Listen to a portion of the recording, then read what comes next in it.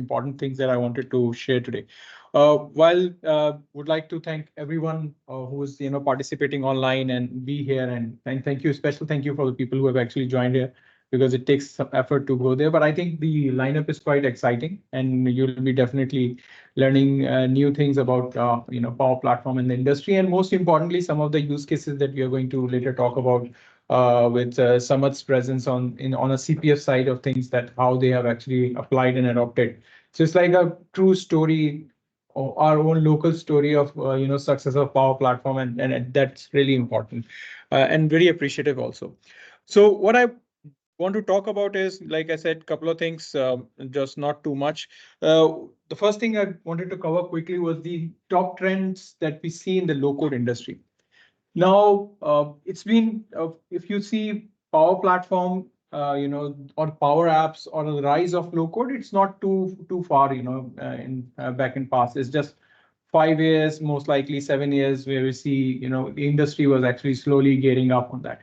And when we started Power Platform journey in Singapore back, in 2019, there were a lot of challenges also. Like, it was a new mindset. People were not still accepting the fact that, hey, citizen developer, my frontline officer, my civil defense officer, a team that has never worked on, software development applications can actually build applications, enterprise grade applications, and deliver those. So there was obviously a mind shift that was happening, but I think it is now in a right position where we have buy-in from the leadership. There are enough industry use cases that people have seen, and they have gone through those, and the examples are already there too. And the platform has also evolved a lot. So when I was doing a bit of small research on all this, that what is happening, just not in Power Platform, but in industry of low code, no code, I found these 10 most important trends that every CIO in the organization is looking at. Any organization that is building new applications is looking at. One thing was surprising, that despite having Power Platform or low code, no code coming into a play, the demand of new applications, new experience has not gone down. So we haven't seen any drop in the demands. There was a need of 5 billion apps. I think 2019, I did a presentation. There was a study from Gartner saying you need 5 billion apps to actually, in next 20 years.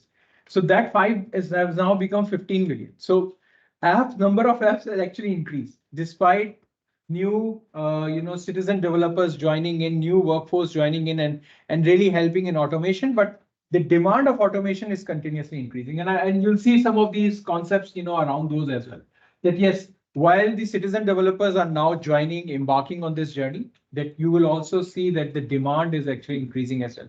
And that's what especially to the Power Platform community, I wanted to highlight these things as well, because this means that you would have more demand, you would have more work, you would obviously have more chances to cascade the knowledge that you have gained, and obviously bring more citizen developer into play, where they can also contribute, and it's a continuous need that is going to be there.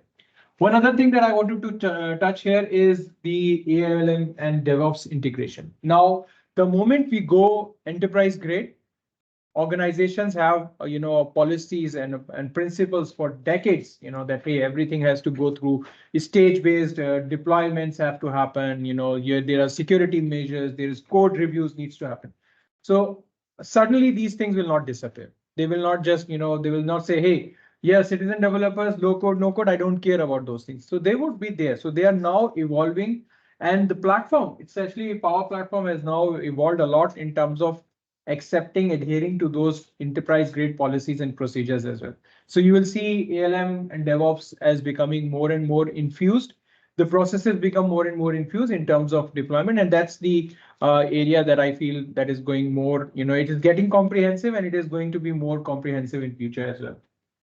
The last thing I want to touch quickly is the Copilot driven or AI and ML driven procedures. Now, one thing that you will see, and obviously those of you who have already seen Copilot in action, be it Copilot Studio, be it Power Platform Copilot to build Power Apps or Power Automate, or any other experience, these experiences, the Gen AI experience, the AI ML experience, Power Platform or a low code no code platform becomes the go-to interface to deliver value from those.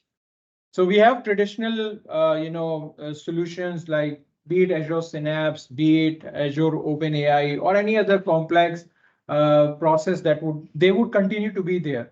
Organizations will continue to invest in creating large scale models, very comprehensive, complex models. But the moment we talk about delivering insights, delivering actions, you will see Power Platform playing a larger role in that. And we are seeing this as well, that most of the organizations are now moving towards complicated Gen AI use cases.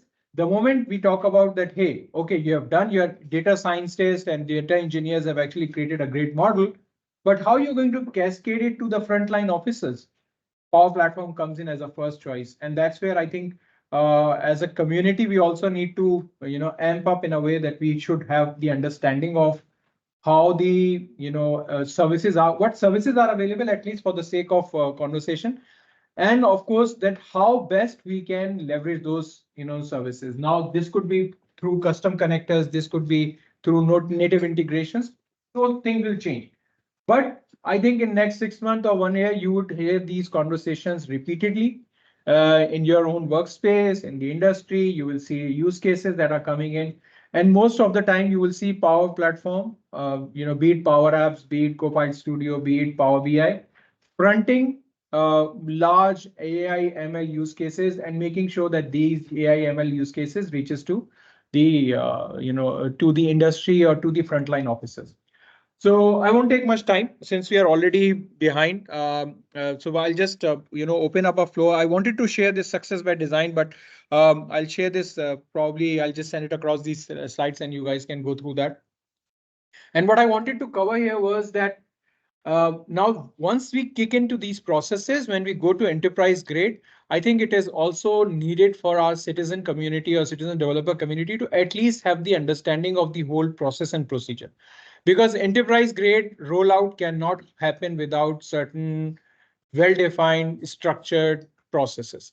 Now, these well-defined structured processes does not require you to become certainly a software engineer or solution architect, but the awareness of it. And if you see this is pretty straightforward process. We have to think, we have to implement, we have to validate, we have to deploy, right? It's a very straightforward process, to go to production.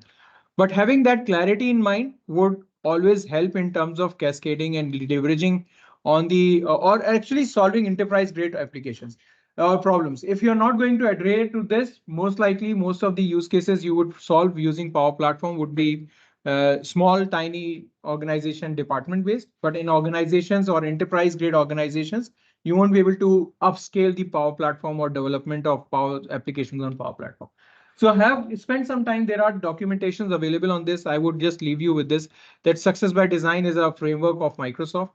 I highly recommend just go through that. These are 3-4 slides and I think 5 to 10 minutes of read, nothing much. When it is now, prepared in a way that any citizen developer can also understand.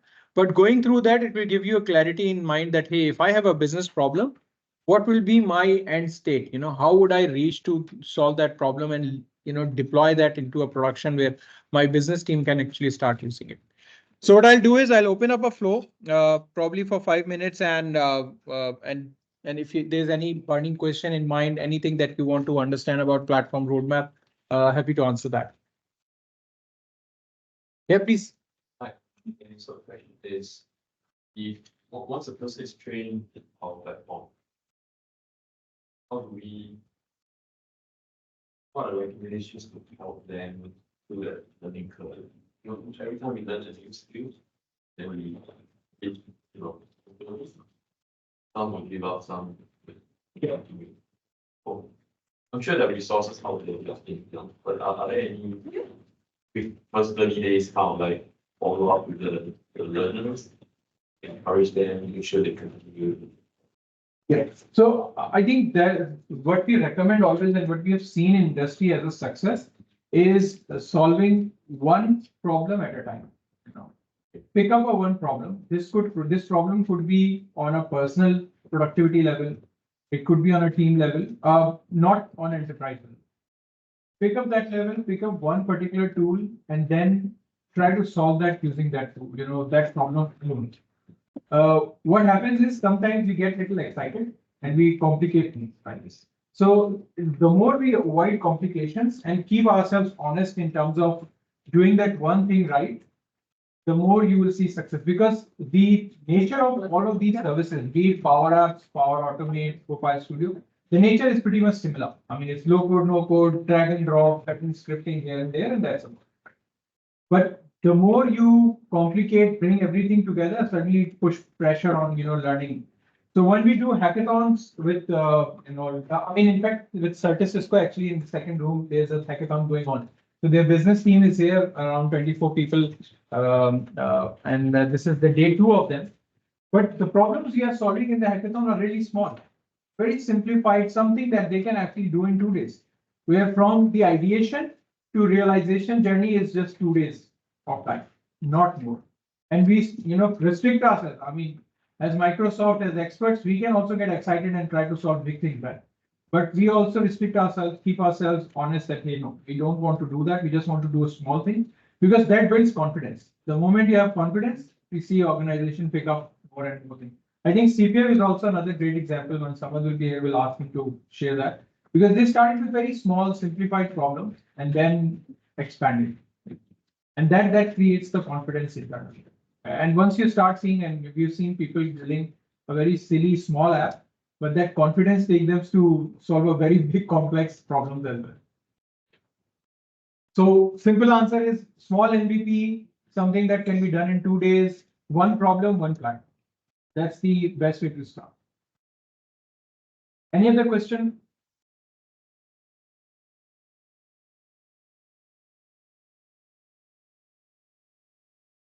All right, so if no question further, I'll be here. So please reach me out if you want to reach out later on. Goluk, probably we can invite the second speaker then. And all right, thank you. And thank you for your support, and looking forward for an exciting day today.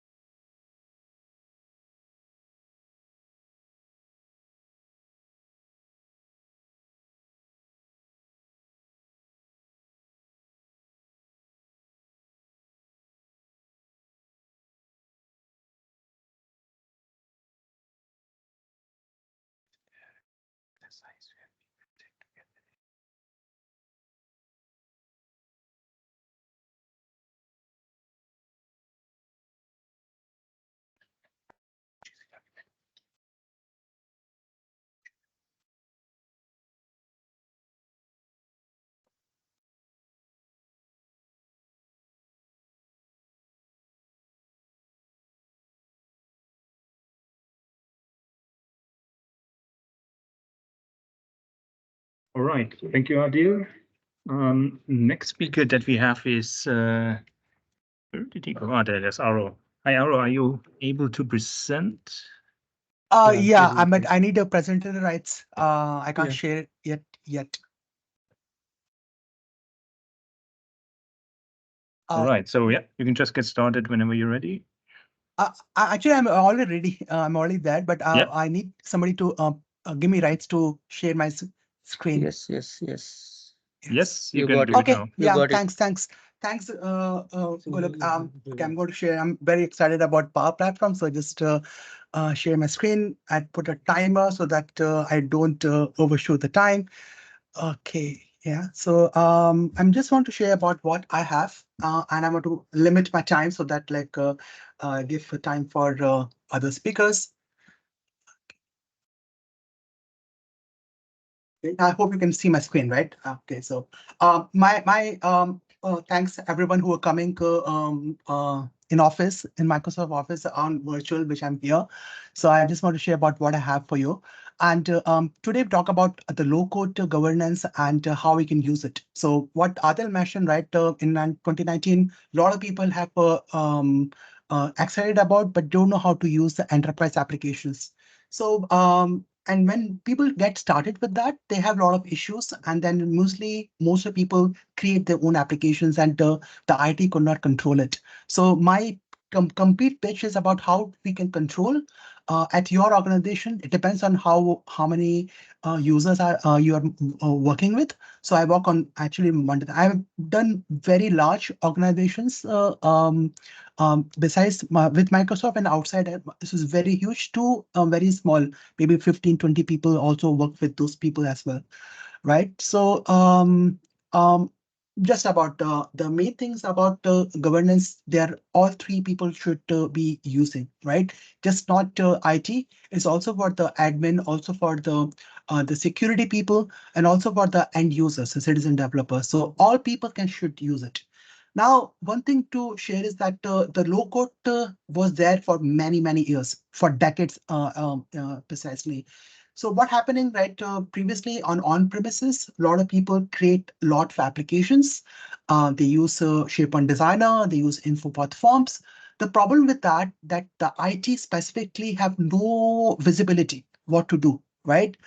So people have a lot of creative solutions, but it's possible for IT to manage it. That is something which many years back, even I was part of the thing. I was making a lot of InfoPod solutions and all, and my IT had no idea what I'm making. Right, that is something which is difficult for to IT.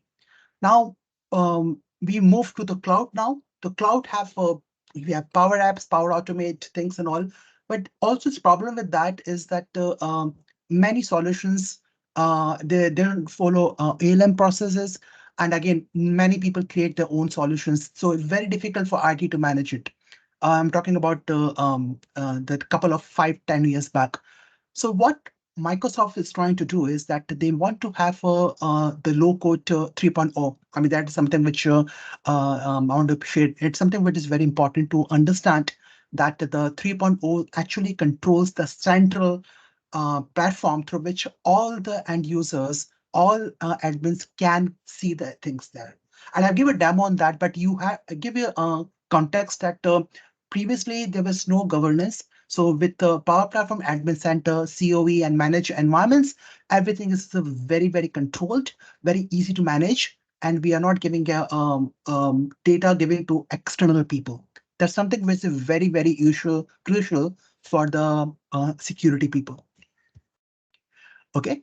So again, everyone have seen the things. I just recap what these application does. I mean, just for the recap, people who are have a knowledge on specific applications. So Power BI specifically for the creating reports and dashboards.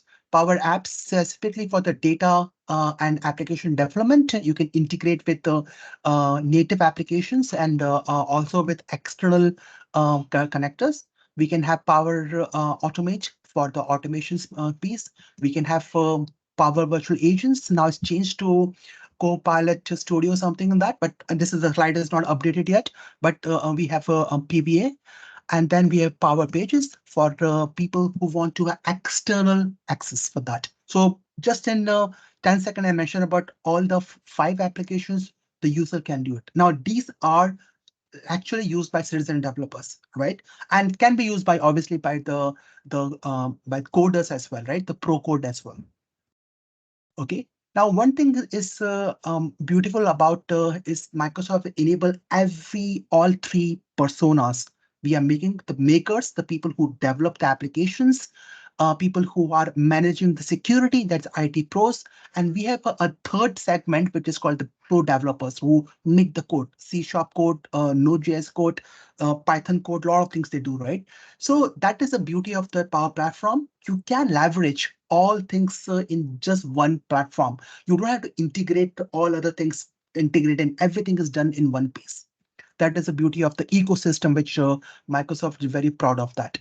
Right now, we have ton of connectors. Now, one thing that Microsoft and third party are adding all the connectors. I keep getting questions that how many connectors we have. I want to tell you that we now have around 1,100 connectors, 1,100 connectors, and they keep growing. Right, so it's something very Microsoft is very proud, and the connect. I mean, people who are supporting like all the community members, we are helping the customers and the end users to use this data connectors. And then we have again, Dataverse is an amazing tool, and through which you can have very sophisticated applications with the enterprise grade. Again, many people ask me that, okay, Aro, is it Power Platform is enterprise ready? The answer is yes. Obviously, is yes, because many organizations. I want to give you. I'd have no slide, but I sent one of the slide where around 97%. 97% of 500 Fortune 500 companies are using Power Platform. So this give you a glimpse that the Power Platform is reaching that level that everyone want to use that application. That is the beauty of a Power Platform. Okay, and then we have the AI revolution, right? We have a AI builder, we have a co-pilots happening, all the things which Adil mentioned previously here. So we have ton of services which can integrate, right? So we can have a lot of things. But main thing which we want to understand is that when you work on the low code. Now, what is low code? These are the citizen people, yeah, people who make the application, citizen developers.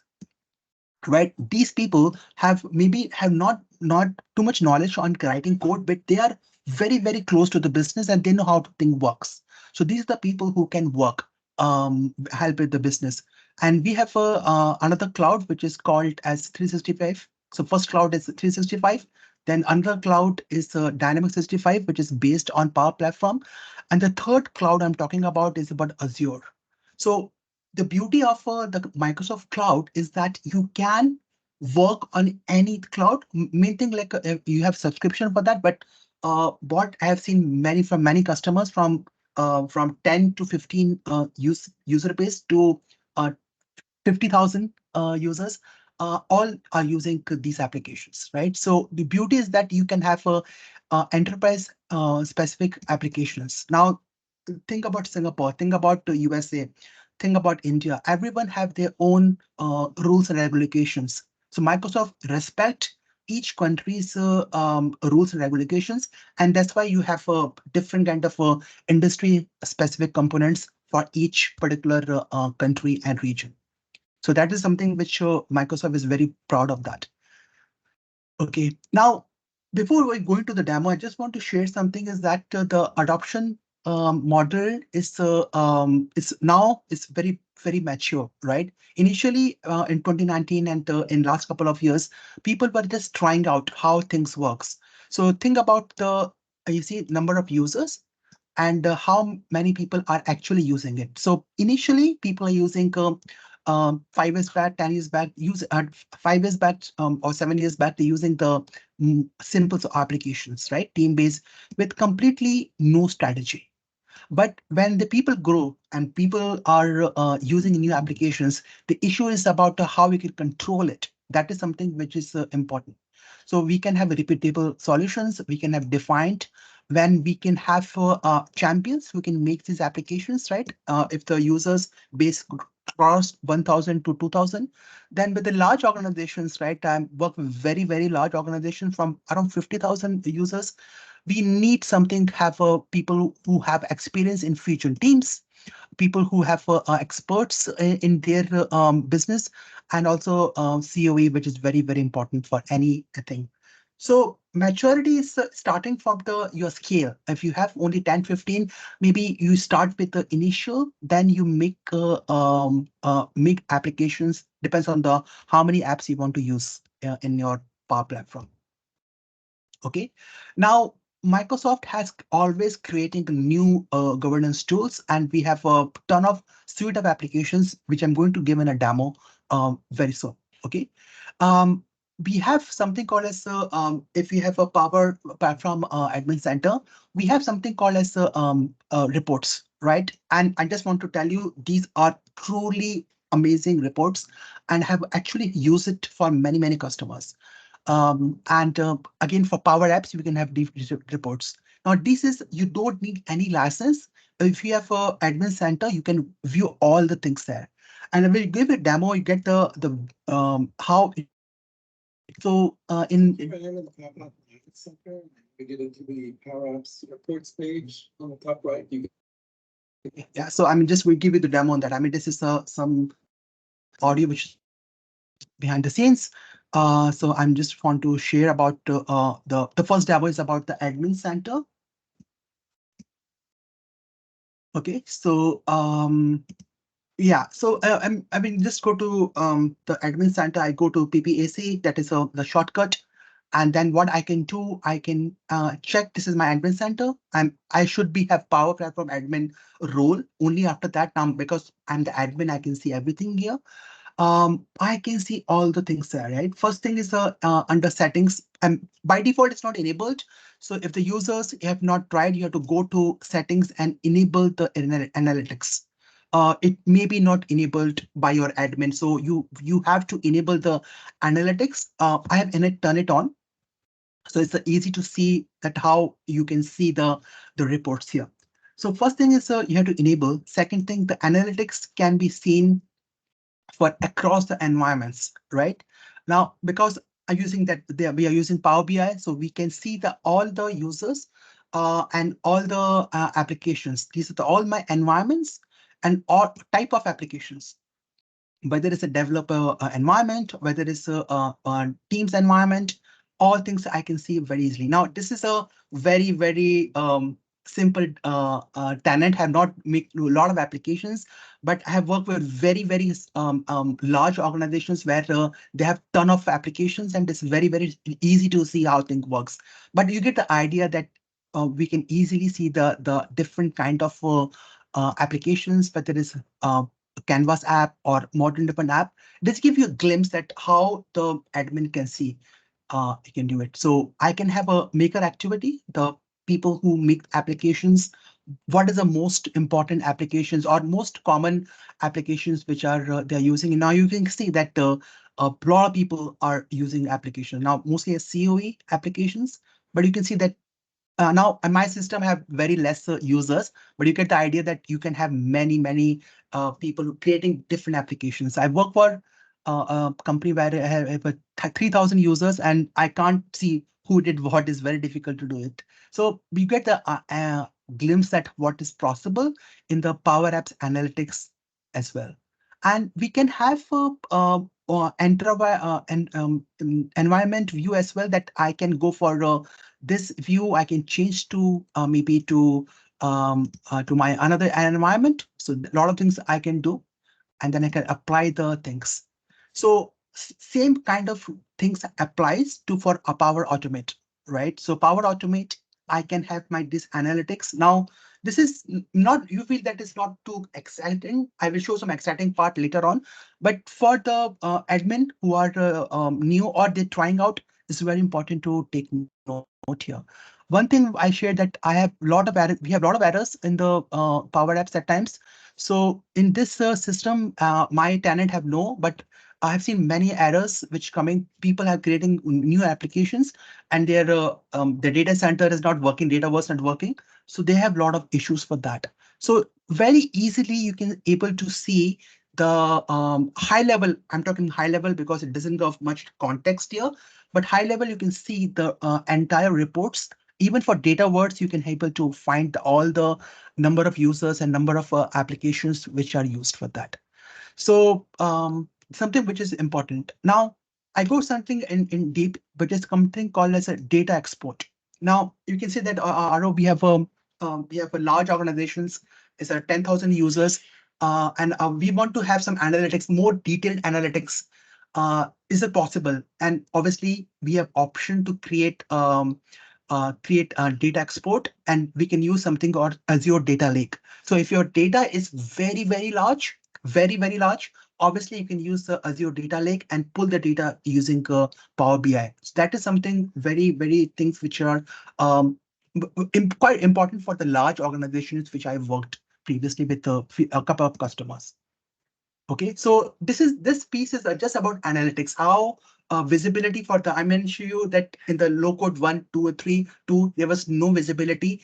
You now as an admin and as a security person, you can see that these are the applications I can view without any error. And I can tell to the user that these are applications are working fine. But this is my first demo, okay? The next demo, I talk about the COE, and many people have used it or not, but give you a glimpse that the COE is mostly at kind of add in, sorry, I just put that here. So CO is typically used for giving the people slightly more in depth. I've showed the admin center. The admin center is very good. It's out of box, but if you want to have slightly more details information, then the COV should is the thing, and it's free. The only thing, there's some additional license you required, which I tell you in detail on that. The beauty is and have full control. Switch over to the CM starter toolkit. Sorry. Okay, yeah, sorry. And beauty is that I mentioned that there are a lot of people can create applications, and the data is not, I mean, the Power Apps or Power Automate, the way they did is not very nicely created. I mean, the applications, they're using a lot of formulas and all, and they make applications slow. So you can actually able to quarantine the application if the user your end user feeling that there are lot of slowness in the applications if you are by one of the vendor or by one of the key users. So you can quarantine the applications. The another thing which we can do is conditional access. I have one of my customers, very large customer. He want to have only for legal team to access the applications. So what we did, we created a conditional access, and only the people who have in the legal team, only they can access. All finance team, operation team, even management. Okay, management can see, but all people can't view it because they give the additional access. So this is something we can do in Azure. Again, you'd have to get additional license for that for Azure. AD Premium 1 or 2 is required for conditional access. So this is if I'm talking from the ground, which I face from a couple of customers, which I try to help them. Okay, one thing I will tell you that when you put COE, couple of things you required is about you need Azure AD access. If you want to add it or audit thing, you need AD access. You need ALM access for Azure DevOps. You need Power Apps Premium alone a license, and also for the Automate license. So I put this description, but you can search in Google on Bing, search for what is required for that. And one thing I want to share about the 3.0 thing, you need some expertise for that because there are a lot of things has to be set up. I have done a lot of COE setup and then found a lot of issues by many people that I can't find my premium connectors. How I can find premium connectors and all, and they don't have a COE because they don't buy license. So I have to go for the CLI and do some other things. But I always encourage to use COE because it gives you a very beautiful view for as the admin, also for security people, that how many apps are used by people. Okay, so let me give a small demo and then you can get the idea. I already set up the COE. I have license again. I've already tried it out, so I always buy licensing for myself. So this is my second demo where this is the COE, right? And there are a lot of components. I mean, I can talk about the COE for 7 to 8 hours, but I'm telling you something which I have actually used for my customers, right? When you set up the COE, there are a lot of applications you can see, apps, you can flows, a lot of environment variables. But one thing which I always help my customer is that they want to see who create the applications on specific environments. That is something which they can't see from the Power Apps point of view. So what we can do, first thing is important to click on the admin view, and through here I can see all my environments. So this is my Power Apps. These are all the Dataverse applications used by different users, you can see. And then the main thing of my use case, again, this is something which I help my customer, that they want to have the user in the default environment, and who is the owner. So I can filter the owner, I can go for RO, and then and they want to filter only the Canvas app. So I search for Canvas app and something, and I give this report to my manager, and then I'm done with this. So this is something very useful for the admin people and even for the security people to able to see how many apps are used in Power Apps. I can do same thing for Power Automate, sorry, Canvas and model-driven app, and I can share to my admin team that these are the apps done by these are the users. They can see everything there. So something very, very crucial for even for small scale environment organizations or bigger organizations. This is something I keep helping my customers in that way. So, and same thing happens to the flows, right? I give you another use case where one of my customers asked me that, Aro, and we have a lot of users and many flows are stopped. I want to filter only the people who have working flows. I don't know how to do it. So very easy. What I can do, click on the environment here. I'm talking about real scenario. The many user I've worked in, and then I can see this. All my users are here. And what I need to filter is only the flows which are started. So I search for that, started, and click on apply. And then I can share to export to my management or to end users who are looking for that. We want to see only working flows, not all the which are stopped. So it's something which is important that we can do it. Okay. One thing also shared with you that we have something called as Power BI report in the COE. And one of my user asked me that, Aro, we have lot of users, and I want to filter only the premium connectors. I want to filter premium connectors because we have very less money and a lot of people are using trial version. I want to filter. So what I did, COE doesn't have it. So I make a small template. I use a flow and I filter all the users who have premium connectors and send the report to them. Now, this is called as extension of the COE. So you can extend your COE by making more reports. I can give you more details, but this is a report which I actually had my customer where he want to filter only the premium connectors. And by default, COE doesn't have it, but by if you knowledge of Power BI, you can easily filter and share to the users.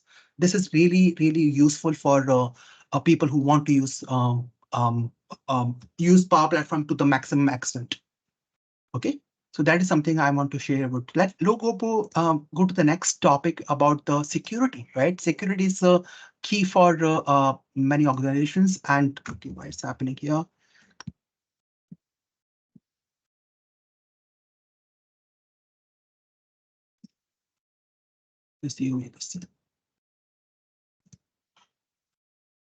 Okay, now I mentioned about a lot of controls we can do. There's something which we can do as a tenant admin. Now you should be the global admin and the tenant admin, only you can access these controls. So what I'm sharing you with this is only the tenant admin can actually control. So there are a lot of organizations. We have many offices. Like example, many organizations have offices in Singapore, in India, Malaysia, right? And all the our regions, they have their own apps and Power Platform, right? Their apps and all. So we can have some tenant isolation. What I mean by that, our office in Singapore has some office also in India, and the people in India can actually also contribute to have their own connectors and all. So that isolation can be done at the tenant level, right? And I want to have only incoming controls that I want to have in India, the checking all the things. No, I don't want to. I just want outbound controls only. It's only the applications which I control it. Those things are possible in this tenant isolation. Same thing, DLP and control accession. Everything is it can be done using the tenant isolation. So because to save time, rather than going to slide deck and give me the demo, so that you can get the value. And then I shared my slide deck to the team here, and also share the slide deck in my LinkedIn, so you can view it at the later stage. So I want to give demo, so that is people can get the value. So first thing, my third demo is about how we can have a security in terms of Power Platform. So one thing which we can do is the tenant isolation, right? The tenant isolation is where I can have my policies. And tenant isolation, again, I mentioned tenant isolation is where many other offices, many other regions have their own Microsoft Power Platform environments, right? So we can have environments. I can have a one tenant rule that I want to have only outbound, not inbound. And I can make maybe Microsoft.com example there. So what will happen is that all the connectors from Microsoft will come to my this tenant, right? This is could be a security thing, and many organizations, again, if a best practice, many organizations mostly turn it off. They have some security controls, and also you can turn it off so that there's no connectors. There's no connector will be going from different regions. So this is a way you can have some kind of talent isolation that different countries can have their own data. But again, how it is very easy. The only thing is a brainstorming with your business users and the security guys. They want to do inbound or outbound. Lot of brainstorming is done. But once you have executed the planning, then you can easily do it at this level. This is something which is we can do at the tenant level. Then the other thing which I'm very focused is that about when you create a new environment is always a default environment, and people don't understand that every user can create their own applications and more flows, and this is no control. So mostly for the governance standpoint point of view, we always put some data policies which connectors user can view, which connectors people can't view it. I give you because I work in a whenever the healthcare organization where the data is very important and is secure, right? So what we can do in terms of policies that I can make a demo. Oh, and I mean give you the DLP demo here. And I can use all the connectors, right? Now you can see that if somebody ask you that how many connectors, you can see that we have around 1071 connectors we have, and then they keep growing. So here you can see all your things. Everyone can see that these are all the connectors which can be used. Now in my use case, I want to have sensitive data. I put in business. So there are three categories you can see. One is a business, second is non-business, and third is a block. Business, where you have sensitive data. Then non-business is some other data which is not sensitive, maybe some third party which you want to use it. And block, doesn't want to use it complete. So people who make the flows, they can't access those flows because they are blocked. Okay, so my use case, I want to have give these sensitive data application connector to here. So you can see I have two business connector, which are sensitive data. The other, I think is okay, no issue with this. But I want to block all my Google connectors because maybe we have a compliance that only we have to block all the Google connectors, example, and then I can just move to block. Okay, this is an example. Now this is could be a use case, but maybe if you have some social media applications, you can also park and blocked. I've seen many people do it here. Okay, so I click on this thing. So my use case is sensitive data, SharePoint Dataverse, and block is all the Google connectors I want to use it. And then what I can do, I can just click here. I can have any connector, custom connector I can do. That is very important to take.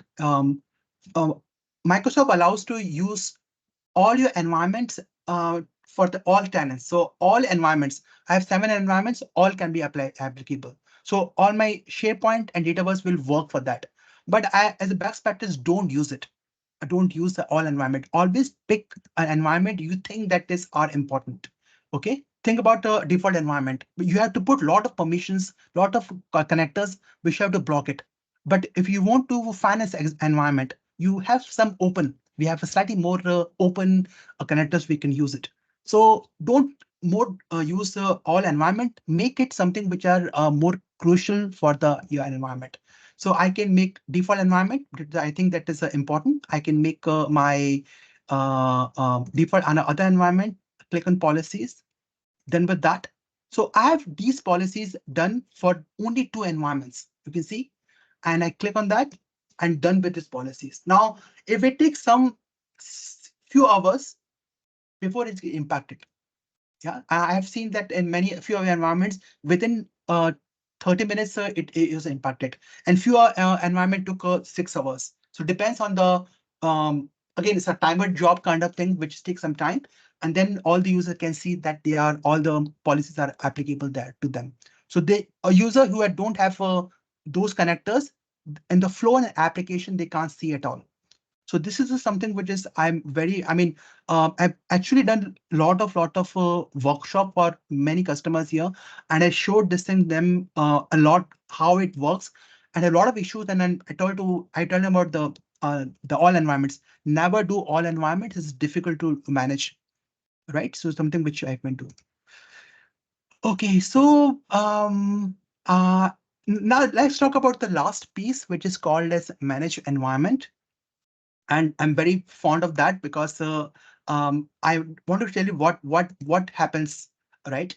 In COE, we have seen that, I showed some demos here, that you must have lot of license, right? Here also you need license for that. Now, the good thing about COE is that you need only 1 or 2 people who are admin. You have to Power Apps Automate premium license and Power Apps premium license. Only 2 or 3 people required. Here in the managed environment, all the users need a license. Okay, so I'm not talking about that, but the managed environments is very crucial.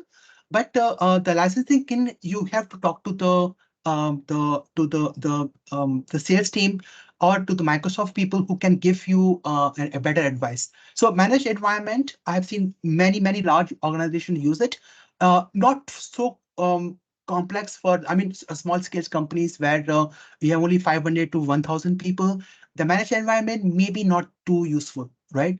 But it gives a lot of things, right? So yeah, so let me give you the glimpse about how the managed environment help you in terms of the governance. Okay, so we have seen COE, we've seen the tenant analysis and all.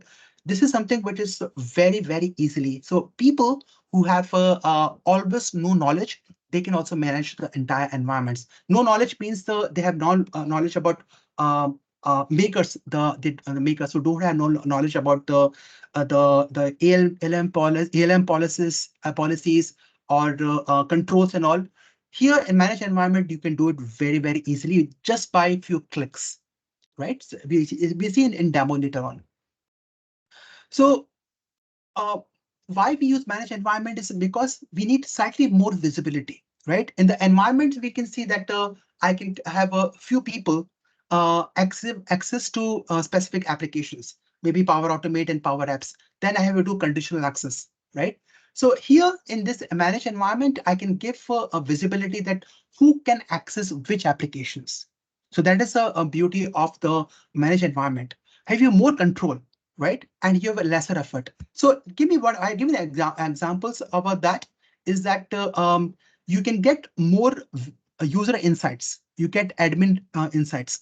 You get license reports. If somebody is using not using Power Apps premium license, that user will be flagged. That's not possible into normal environments, right? Something which is I want to tell.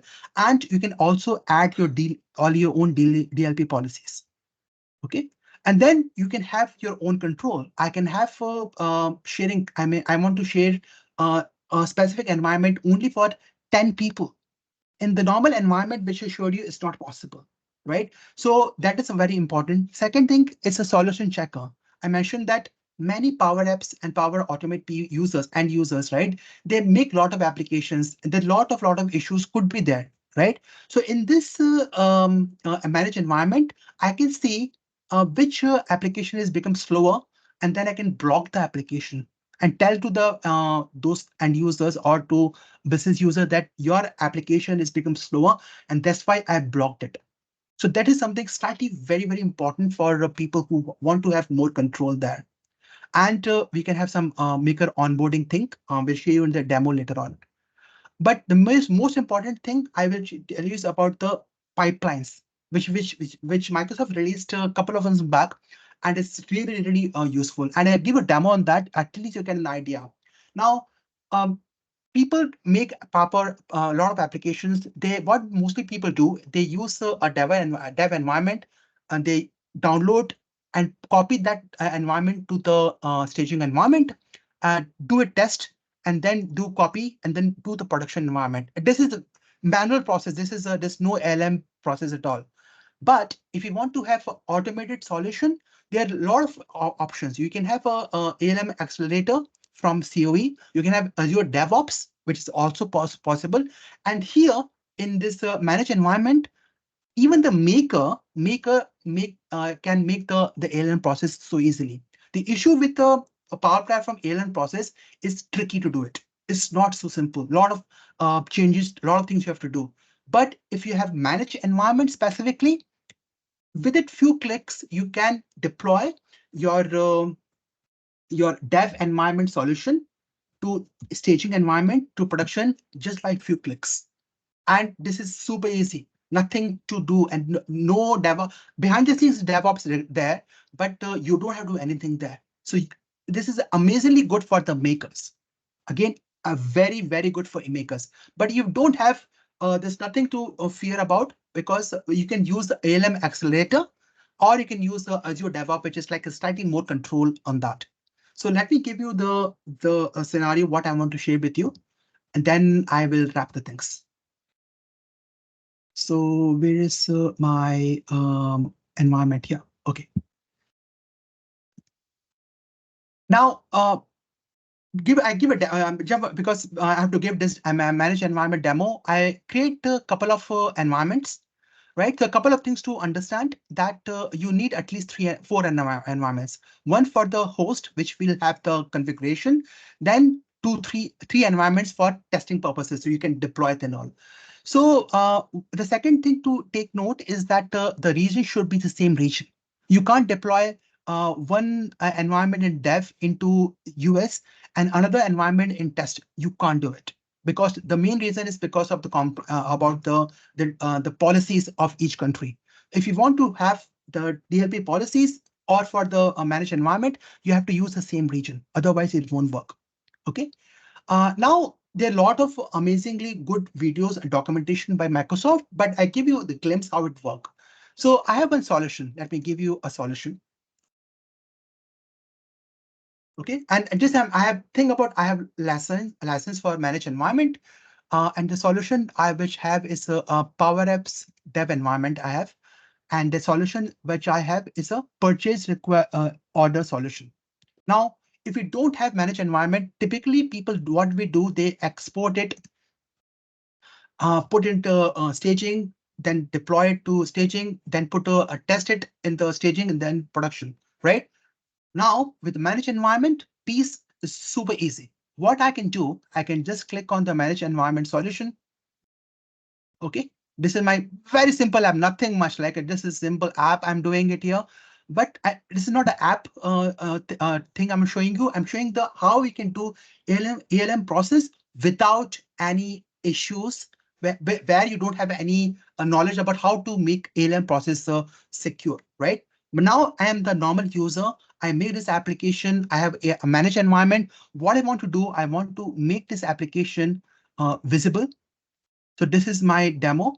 And I just for testing purposes, what I did yesterday, I just want to do it to this environment. So now you can see visually that this is my demo.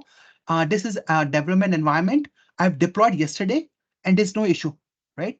It's deployed successfully, right? Now what I want to do, I have to deploy to the production environment, right? Test we have already done. I have to move to production deployment environment. So what I will do, me as a maker user, what I can do, I click on the deploy here. I want to do it now because I want to show the demo to you. I click on next. And what will happen next? It will create all the deployment notes. Notes is like, you mean that when you create a Power Apps, a Power Automate descriptions. So with AI, we can make some notes how this application works. Then it will do validation, and then within a few seconds, your solution will be deployed to the production environment. Okay, so this is something which I want to share that is super easy, super and I'm talking about this thing. You see, a Power solution to make streamline. I didn't make it. The AI help me, right? And this involve user-friendly purchase orders. I didn't do it, right? So everything is done. So this is the beauty of the AI feature. I think There are a lot of sessions. You will see a lot of AI embedded into Power Platform. You'll see, but in the pipelines perspective, now you can see that I can make this and user friendly for my end users, right? So I click on deploy. Right, you see AI generated content is accurate. So this is also always a common thing here. And then I'm going to deploy. Now it takes some time. I just want to take some time because behind the scenes is doing some processing, copying the things from the test environment to production environment, and then it takes some time to do it. But you get the glimpse that ALM process is actually pretty tricky in Power Platform. But if you manage environments, it's super easy. And I actually encourage all the users to try it out how the AL process works. The only challenge is that there's some licensing considerations. But if you have a trial environment, you can try with that. So this is my end of I mean, I can talk more, but I want to give more time for my other amazing speakers. So any questions and all, you can just ask me. Yes. Wow.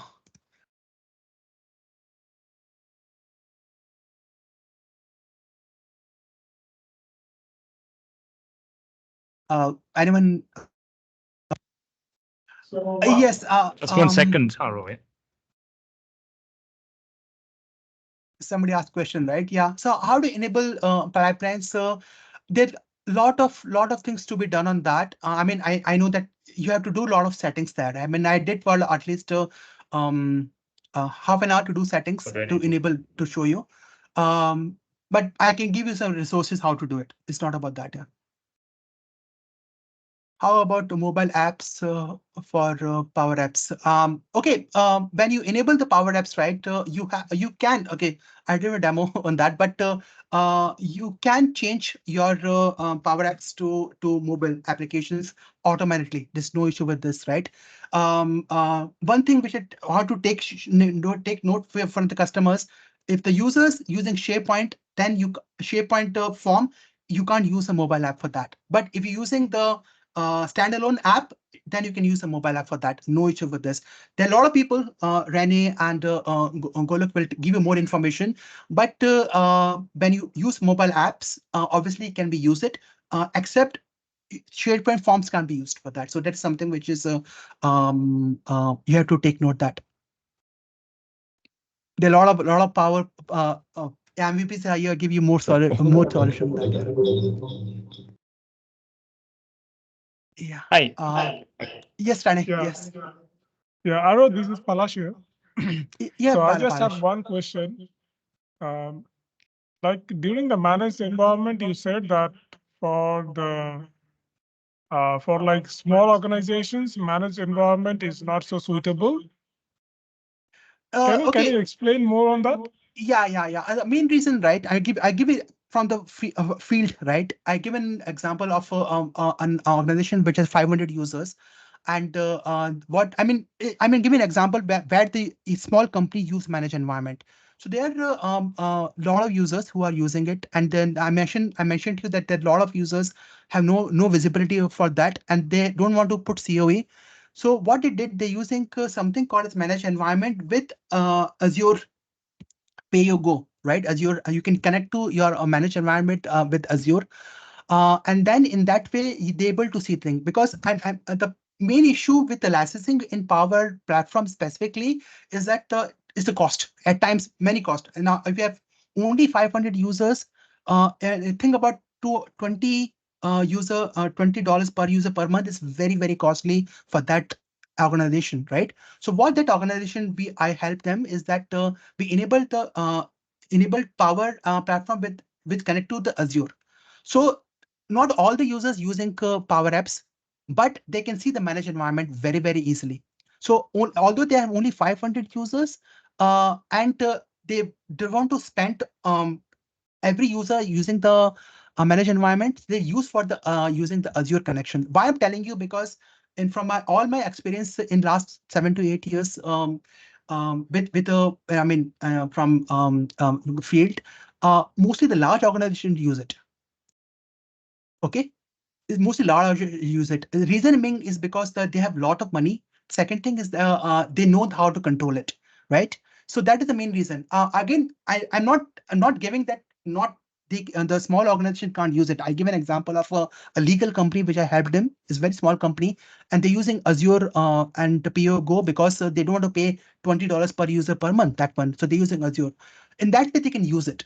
So I'm telling you, mostly in all my engagement with many customers, mostly large organizations go for the managed environment. Now we have Adil and other people, they have maybe better visibility, but this is my take where I've seen with few of my customers, again, not all, few customers, they use management, mostly the large organizations, they use it. But it's possible to use for small organization as well. All right. Thank you, Aro. Yeah. I just need to step away from the speaker. Okay. So, all right. So thank you again. If there are any other questions, I think, can you just help out in the chat because we need to start with the next session as well. Yeah. So again, thank you. And we're just going to switch over to our next speaker. Yeah. Thank you so much. Thanks for everyone for your time here. Thank you.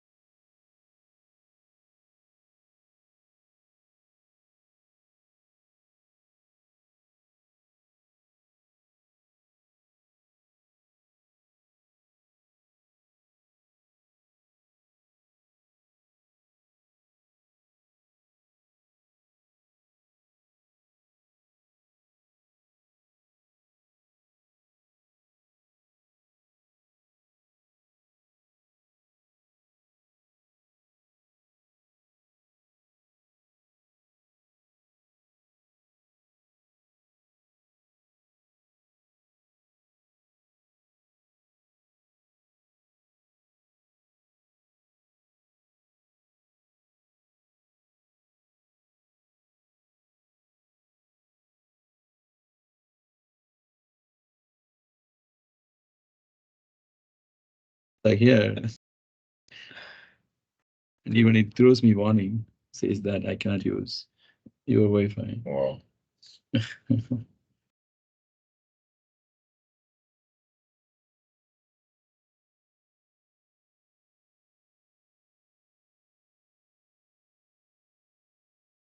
Okay, let me just check. Maybe we can use that also audio. I cannot use local Wi-Fi, so I will use my Wi-Fi. Hope it is. Hello, quick test. Oh, this is okay? Working now. It's okay, right? Yeah. But I need to share the screen. Yeah. So that means I need to connect from here. Yeah. Yeah, you just have to connect.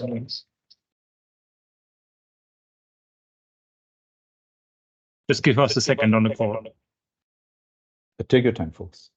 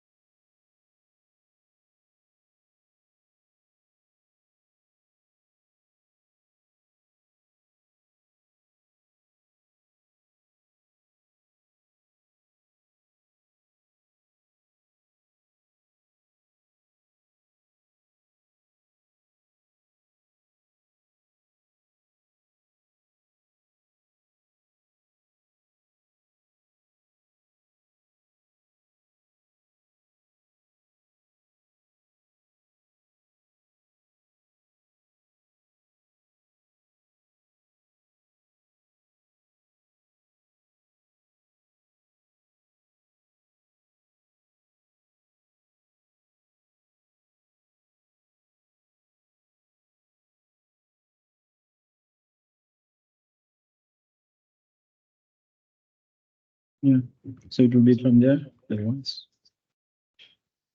The audio from you. Yes.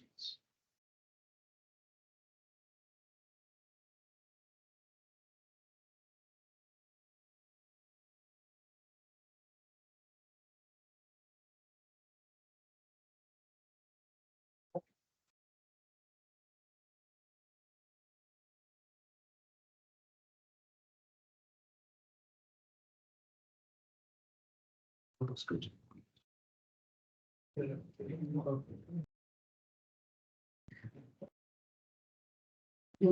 Yep, excellent. Okay, sorry. Thank you. Sorry, guys. So there's the difference between AZ teams and MS teams. Hi, good morning, everyone. It is nice to meet all of Power Platform community, Bootcamp community here. And I see my MOM friends and Cowtech friends here. This is Samad from CPF board. I'm adventurous traveler and a curious individual, and I lead automation and innovation team in CPF board. And I have 20 years experience in tech industry. And today I'm very fascinated in building and boosting AI models. Let us dive into the today's session, which is Power Up. Power Up is like our low-code community in CPF board. So as a community, it's a collaboration hub of like-minded individuals who like to join learning the new platforms or new way of doing the best practices. Let us dive deeper. And I have my colleague here, Jalaluddin. Hi, Jal. Hello. Yeah, so I'm Jalaluddin. I'm a developer in CPF board in the business incubator and accelerator team. Yeah, so my main focus is actually just maintaining and developing Power Apps, the applications in Power Apps. Yeah. Let's kickstart with the simple yet and most powerful mantra that work smarter and live better. As you know that technology advancing very fast, and also the same time CPF board involving tremendous revamp in our policy and schemes. So that means like with this both are advancing, we should not let any of our elder officers or non-tech users like left behind. So as a leader, it is our responsibility to cover everyone's. So that means the same time we should not give a stress to our workforce environment. So how we are going to balance the work and the life. So balance is not something we can find, but we have to create as a leader. So how we are creating is like we will start with the work smarter and live better. And also we will dive into the real life use cases of the Power Platform. Then we'll open the floor for Q&A, question and answers. Let us dive into. As you see here, like in CPF board, our workforce officers are our first customers. So that means like balancing the work life is important for as a leader. So what we do, our management come up with emphasize the option called 3 sustainable priorities. Like it starts with people sustainability and system and financial sustainability. My team and I are very committed on how to empower our workforce in terms of the giving the upskillment and also how we can provide the right tool, right platform to our team so that they can do the work, do more with less. And also at the same time, like our cornerstone is how we can have a sustainable, financially savvy systems we can bring and maintain. So the one of the choice we have is like there are 70% of our workforce is on non-tech background, business users. How we can bring every officers into a transform into the technologist. So in the journey, in this journey, like in the journey of making every officer as a technologist, we find 2 key issues. One is like officers having a low confidence on adopting technology. And the same time, there's a gap between how the technology expects to think and act, but how the workforce thinks and act. There's a gap. So how we can address this gap using, we found low code could be a potential platform or operating model that workforce can improve and give the solutions to the 2 issues. So in order to make every officer as a technologist, we come up with a model called Power Up, and we created the community. So this session we are going to explain what the community does. So what we do, like at CPF board, we offer the Power Up model to all our officers to experience the optimized productivity and how to empower their workforce and how to make them real-time collaborations, and also by providing the bot and virtual assistant, how they can feel as a supervisor. So every individual staff, even the ground staff, we want to make them feel as a supervisor.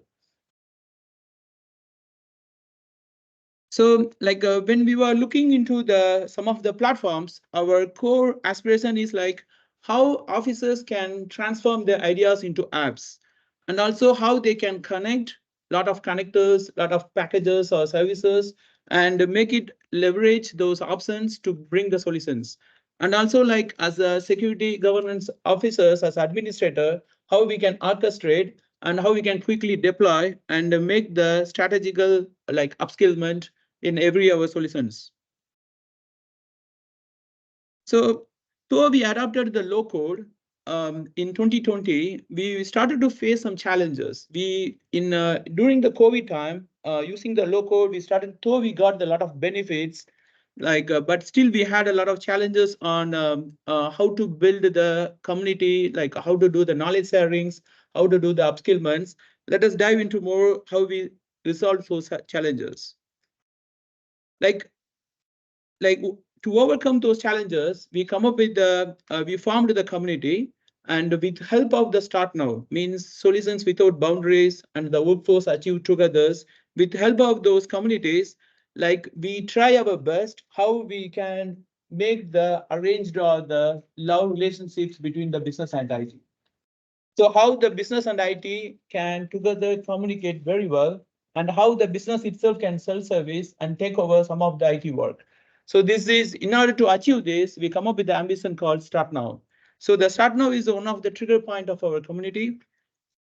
And we also bring the mindset of ABCD, which is like being agile and bold and with the more customer obsessed. That means end customers, how we can help them, and also the taking a decision from the data insights.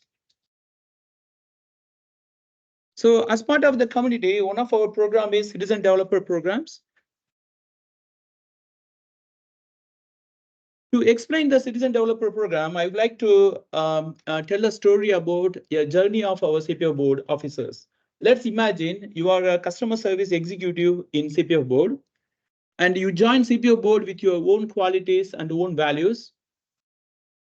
Then as part of the onboarding, we provide you the app that will help you to adapt the CPF board culture.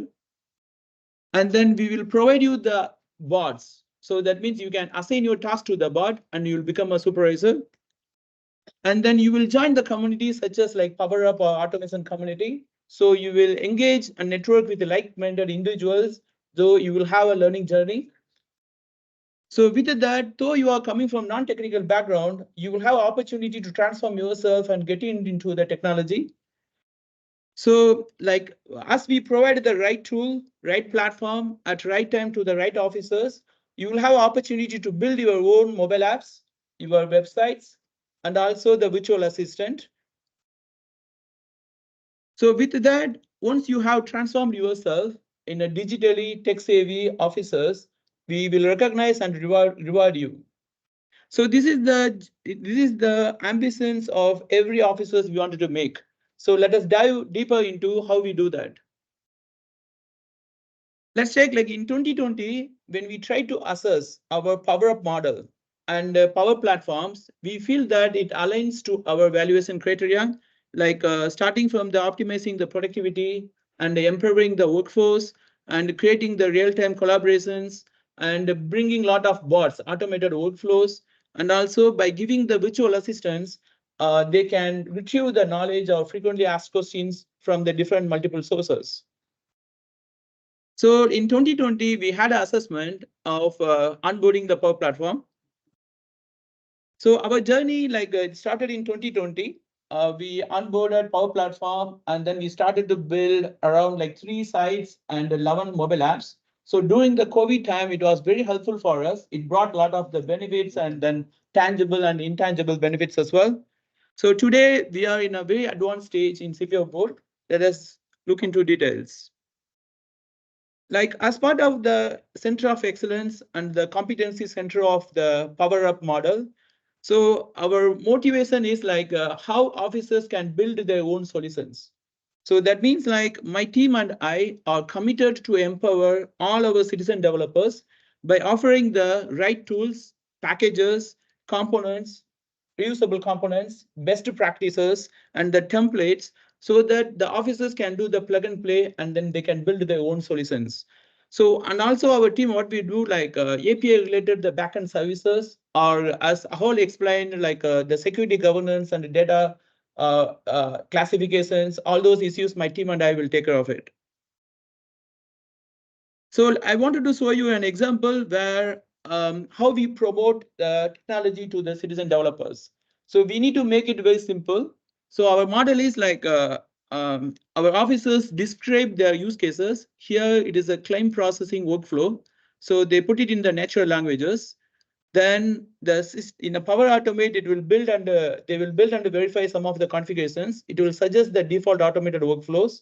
And then with the help of the COE, the Center of Excellence teams, they're able to customize and then they can build their own automated workflows. So this is how we are bringing like natural language prompt to working automated workflows. That is one of our idea to the citizen developers. So as you see here, we are making our officers to be very self-reliant so that not only the macro, Excel macro or the basic automation tools, now they can self-reliant on transforming their own idea into their solutions. So we didn't stop in the automated workflow. Now the next question is like how a citizen developer can build their own apps. So in order to ease the journey, like we will see one of the use case how our officers sketch their ideas and then take a photo, upload into our system, which is Power App, then that convert into the working mobile apps. And then further they can fine tune and configure and deploy into all the officers. Let us see the demo.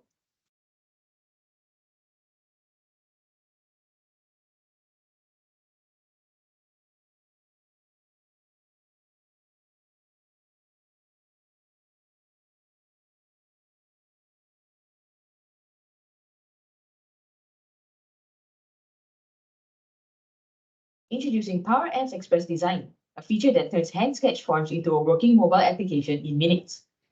All you have to do is draw the form-based app, take a picture, and upload the image to your machine. Open up the Power Apps website, give your app a name, and select your image. You can see a preview of the image and how Power Apps Express Design highlighted all the labels and various inputs you have drawn. Create a table to store form entries, and now we click Create and wait for Power Apps to do some configurations. Now we have a working form-based mobile app with its own database. To add some design, all we need to do is place it on CPF's very own Power Apps template, and with just a few additional connections and style changes, and we're done. We just made a working CPF form-based mobile app where officers can send their feedback to us and the database is populated in real time. As you see here, our non-tech officers, they're able to sketch their ideas and transform into the working mobile apps. So this is how we can democratize technology. And then like we didn't stop from there. You have seen our apps, right? It is not like that intuitive, that user-friendly. We didn't stop there. So that means like we need to enhance our and empower our officers, the creativity, and then the ideations. So what we did, we started to create a lot of reusable templates, the elements, the images, the icons, which are very relevant to the CPO board context. So with the help of the templates, and then in 2023, we got a lot of libraries of reusable elements. So then they started to use those and then converted into the user-friendly, most intuitive apps, as you can see from the demo.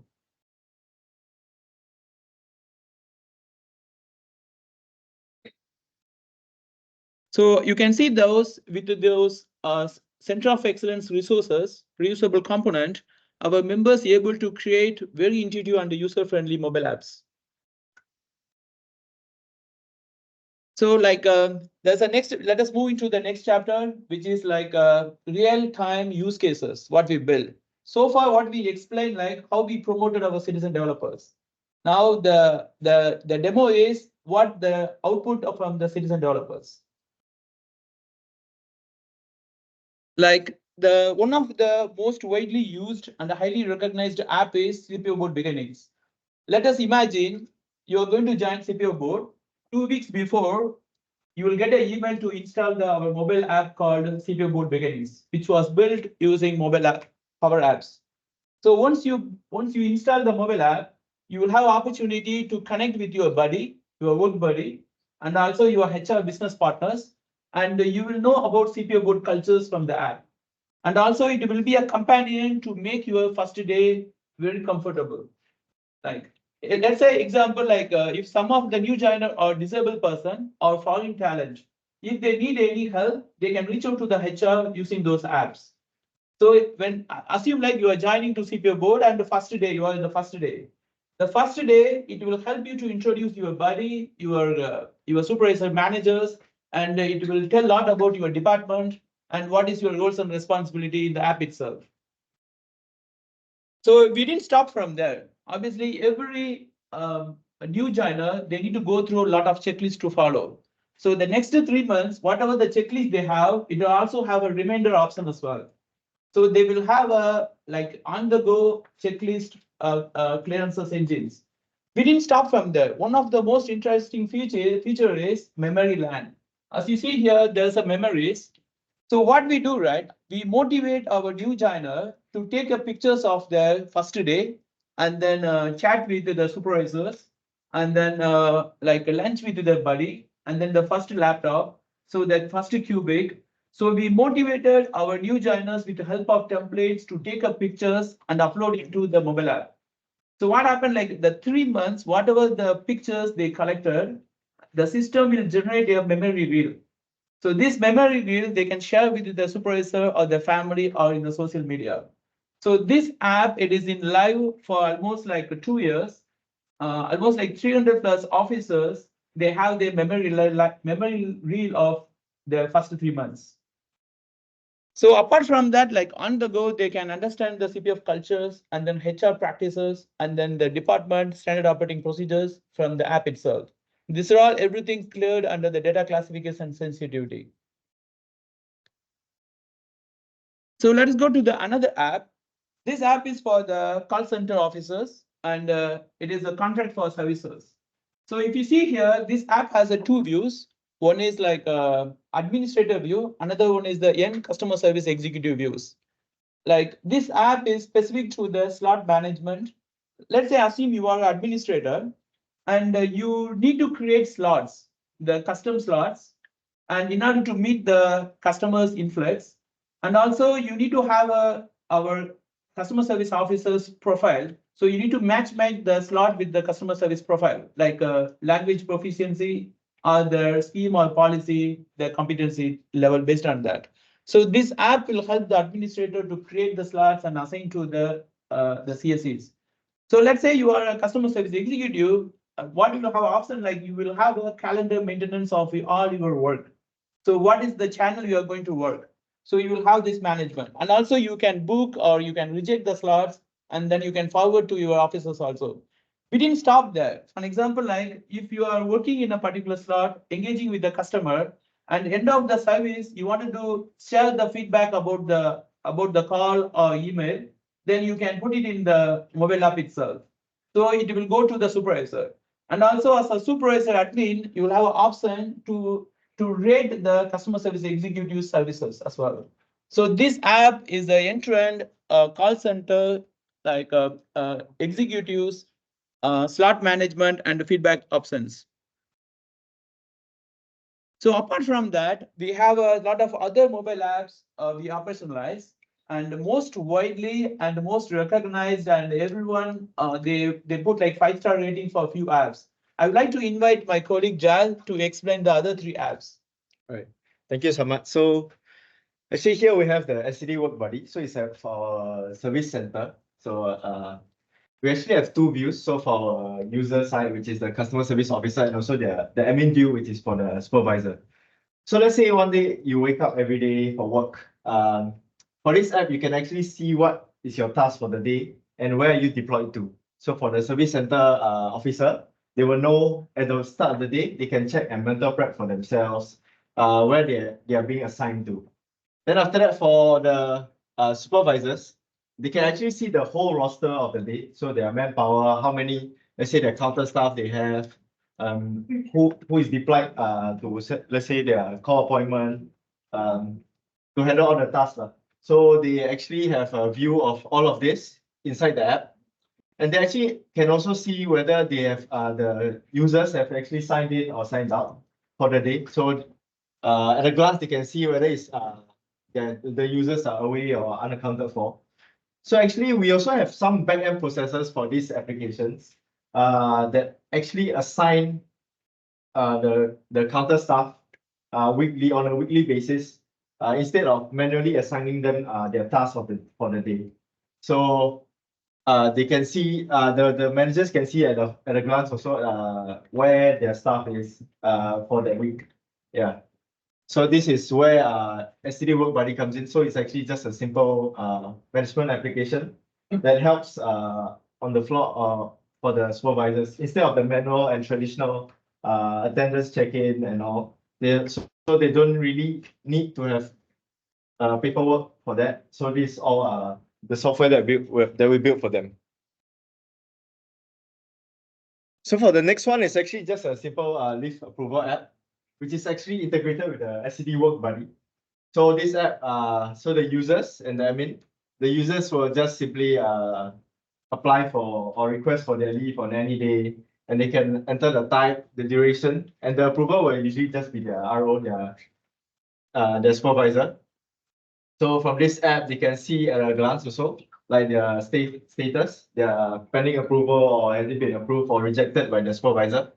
And here you can see how the supervisor is enabled to reject or approve their leave.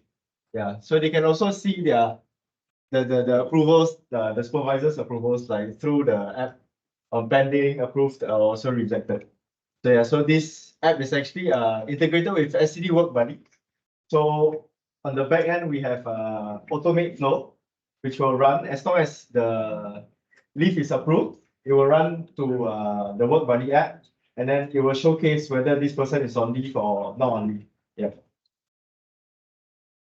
So we have our final app that we're showing you guys today. It's called TaskUp. So TaskUp is actually just a simple checklist app, or like a task. Let's say the supervisor will just launch a task today.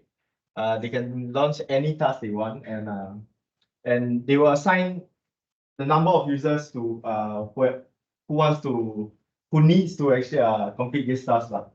So they will just launch on the app, and then the users will actually see on the app itself like what kind of tasks they have. So on the side, you can see like 3 pending tasks. So when they click, they have to complete it. They have to they have to submit whether they have completed the task. So this is essentially a simple task tracker for users and supervisors to view whether their staff has actually completed the task. Yeah. So that sums up our use cases that we have. So actually now I'll move on to some of the best practices that we've learned along the way that we've experienced while developing some of these apps and also the automate flows. So let's say a bit about Power Automate is just that it automates quickly and more securely. And it's good that it's integrated with the other Power Platform so that flows can run between apps, and also so its ability to connect to Power Apps and other systems is what makes it attractive. So as for Power Apps, it's actually just a suite of apps, services and connectors and a data platform. So essentially, sometimes it's also just a view of your data, and it ensures some internal workforce capability. So it enables like a few users to create some feature-rich custom business apps without actually writing code. though you still have to write some code because of the power effects to ensure that it runs smoothly to your connectors and your connected database. So we've realized two app designs for Power Apps. It's actually model-driven app or also canvas apps. So model-driven app is basically sort of like a template, or like it uses the connectors. It uses the connectors, and then after that, from there, it simply implements the app itself without you having to customize any of the features or like buttons or fields. So it's actually a more consistent UI. It's actually pretty quick in the creation of the app. Yeah. So, but for Canvas app itself, it's a custom UI creation. So it's actually from scratch. So all you have to do is just start from scratch, create the app, and then from there you slowly create the fields, the buttons that you want, and also use the connectors to access the data. So for your information, most of our apps that we internally build are actually Canvas apps. Yeah, but for other officers, if they want to, they can actually use a model-driven app because it's much more quick, the turnaround. Yeah. So this is the general logic for Power Apps, Automate, and also like our data connectors. So for the app, all we have to do is just you have to define all the rules for UI elements, ensure how the control of how data is displayed, and also manage how user interact with the app itself. So for Automate, yeah, it's actually more of like how the logic runs between different apps or even different connectors. That you don't actually like let's say you want to fetch something to this database, that one can be done through the app itself. But I think between connectors, you can actually use Power Automate. So it's more of like a trigger or procedure if you use like something like SQL. That's how it runs the flows. So especially for just now, the leave approval app and SD Work Buddy, we use Power Automate Flow to ensure that this leave approval is actually connected to the Work Buddy app. Yeah, so for data, it's just a simple, apply constraints, calculations, and data validation rules at the back end. Let's keep this up.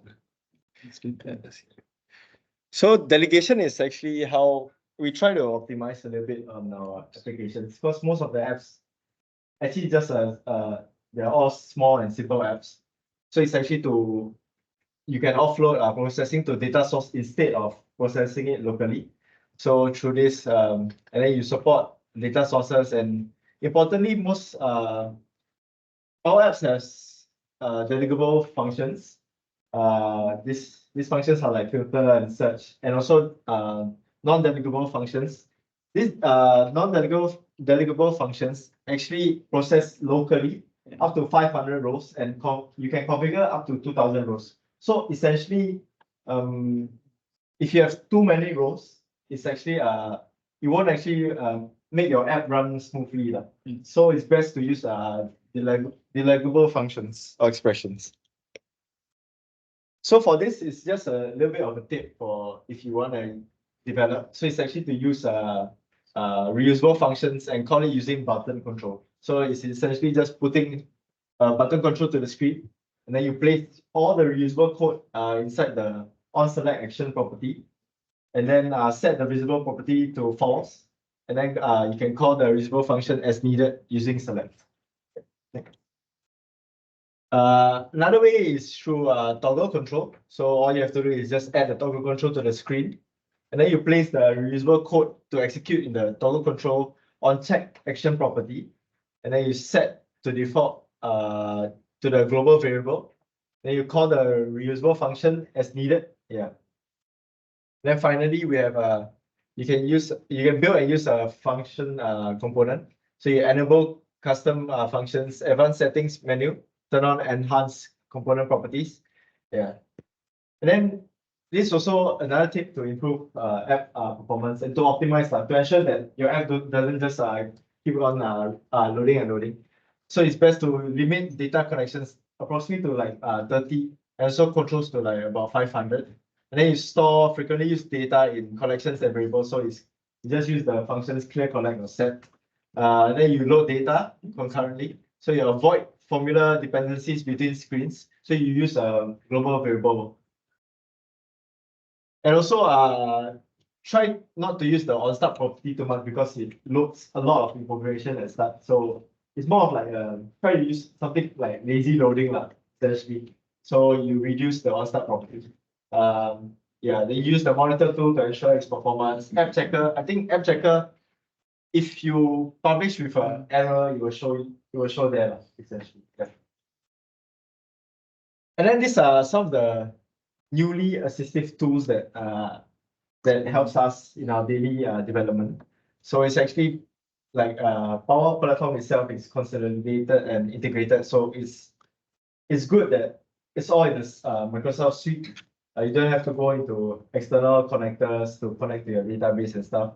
And then for AI assisted development is more of, it's recently, it's quite new also. So Copilot, so it can help you with suggested formulas and code. So you don't actually need to learn the code. You can just suggest prompt the Power Copilot, and then the PowerFX code will be generated for you. Yeah. All right, I think I've covered enough for Power Apps and Power Automate. I think CPF board is actually moving on to trying to develop some intranet sites. So I think, do you know anything about it, Saman? Yes, yes. Thank you, Jal. As Jal has explained, our motivation is how the citizen developer, non-tech officers can build the mobile apps. Every single mobile apps has a 30 to 50 automated workflow behind using the flows. And also as a COE, the Center of Excellence and the Competency Center, it is our responsibility to protect the officers' data and also the bring the security and governance protocol into place. So let us move into the another topic, which is Power Pages. So if you see here, every officer, every company, we have an intranet sites for our internal officers, preferences, pages. So we realized that our internet site are not that appealing, and also it is a slow loading. So how we can improve?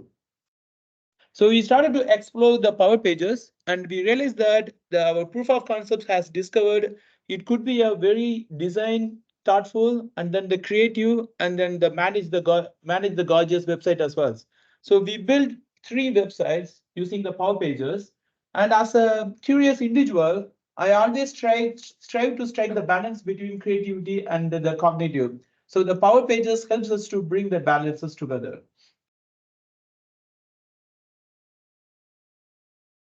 So, and also like in Power Pages, there are default templates. Apart from that, it is a responsive design, and we can have a seamless integrations with other Power Automate or Power BI, and also the syntax as well. So our journey of Power Pages started in February 2022, and today our citizen developers are able to build their own web pages very confidently and very in a secure way. So let us move to the another use case about document understanding. Like it is very common and unavoidable that every organization has some kind of the physical documents. So we need to transform this document into the insights.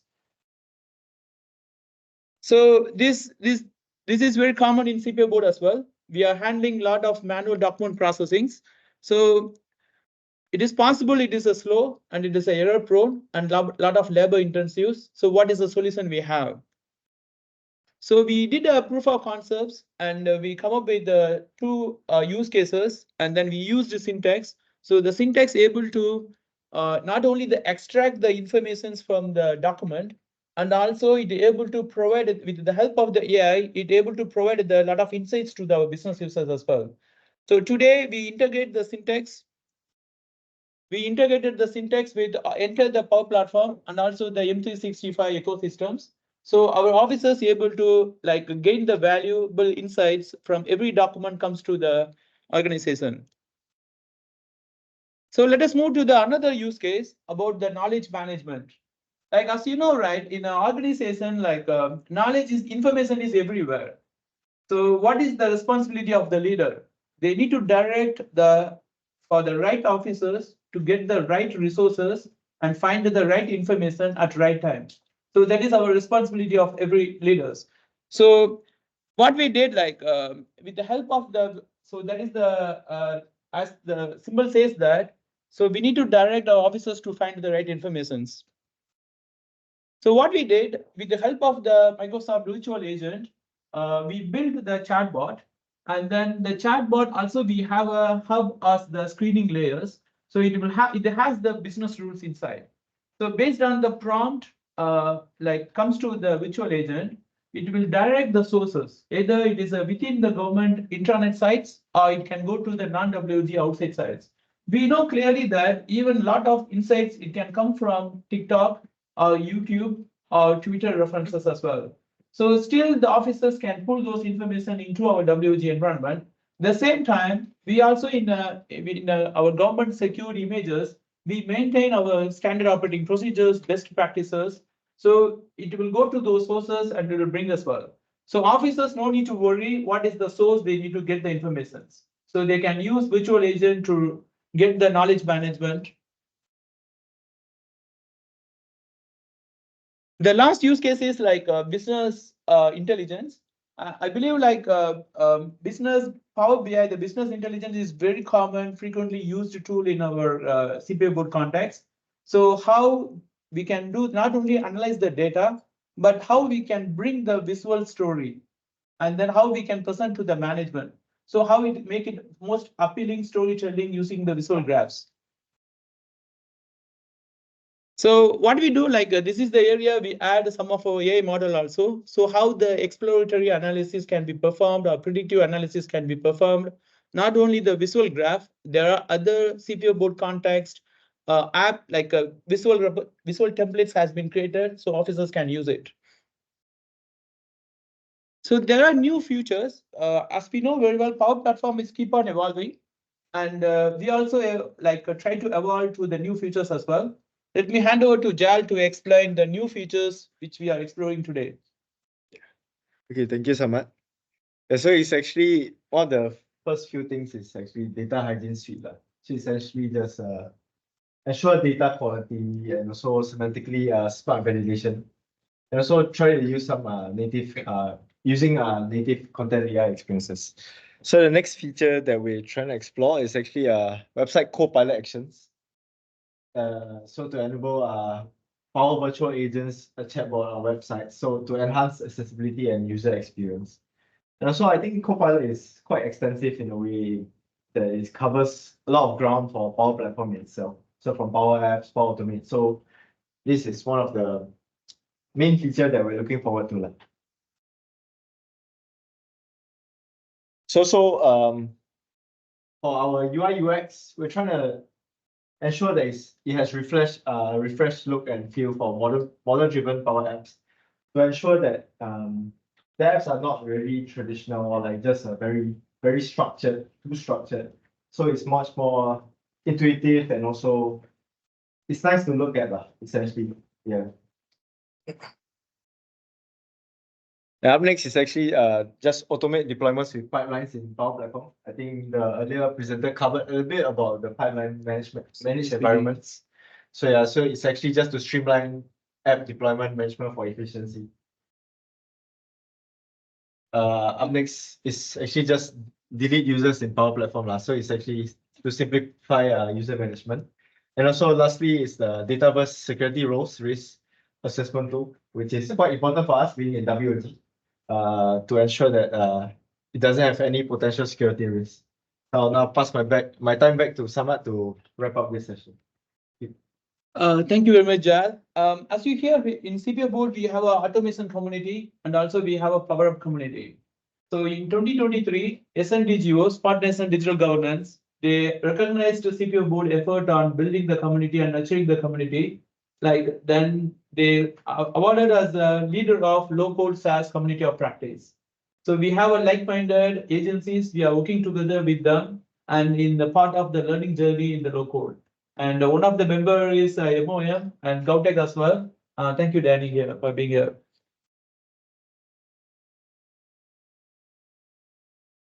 So as you see here, let me end my session with the story again. So this is how every officers in CPO board, so they are coming from non-tech background or the elder officers, everyone will have an equal opportunity to learn the technology and connect with them and empower them, join the upskillment programs, and then they will build their own solutions.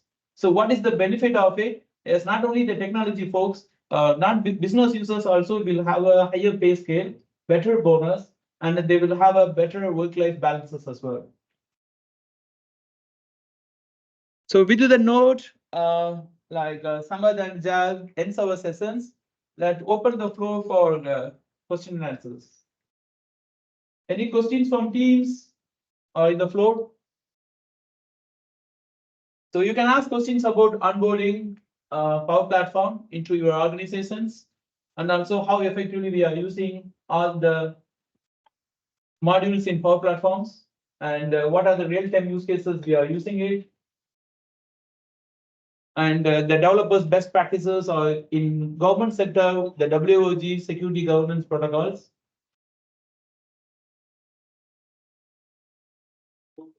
Like 100% of using Power Platform, or like, is there any other backend services, backend applications, infrastructure being used? Okay, great. Yes, the use cases what we show to you, predominantly we are using Microsoft ecosystem itself. It is not only the Power Platform, and it also have a M365 ecosystem as well. So SharePoint, even the Outlooks, and even the Word or the Excels. So we try to get the benefit from each and every modules. We have a clear visibility of what we need to build, or what we need to boost, or what we need to buy. We know that there are a lot of premium connectors are available, so we try to utilize those as much as possible. And then there are open source tools as well available. So our direction is you don't need to build everything from scratch. If it is relevant to your organizations, your custom practices, your best practices, your security and governance postures, yes, then you can focus on it. But still, in order to facilitate our developers, we need to allow them to use the open source. So if you see, Power Platform provides a lot of the open source reusable component libraries and packages. And also some of the use cases, we use Python as well. Yeah. So there are a few workflows. We can embed Python into Power Automate. So that brings values to your apps. Someone, thanks for this.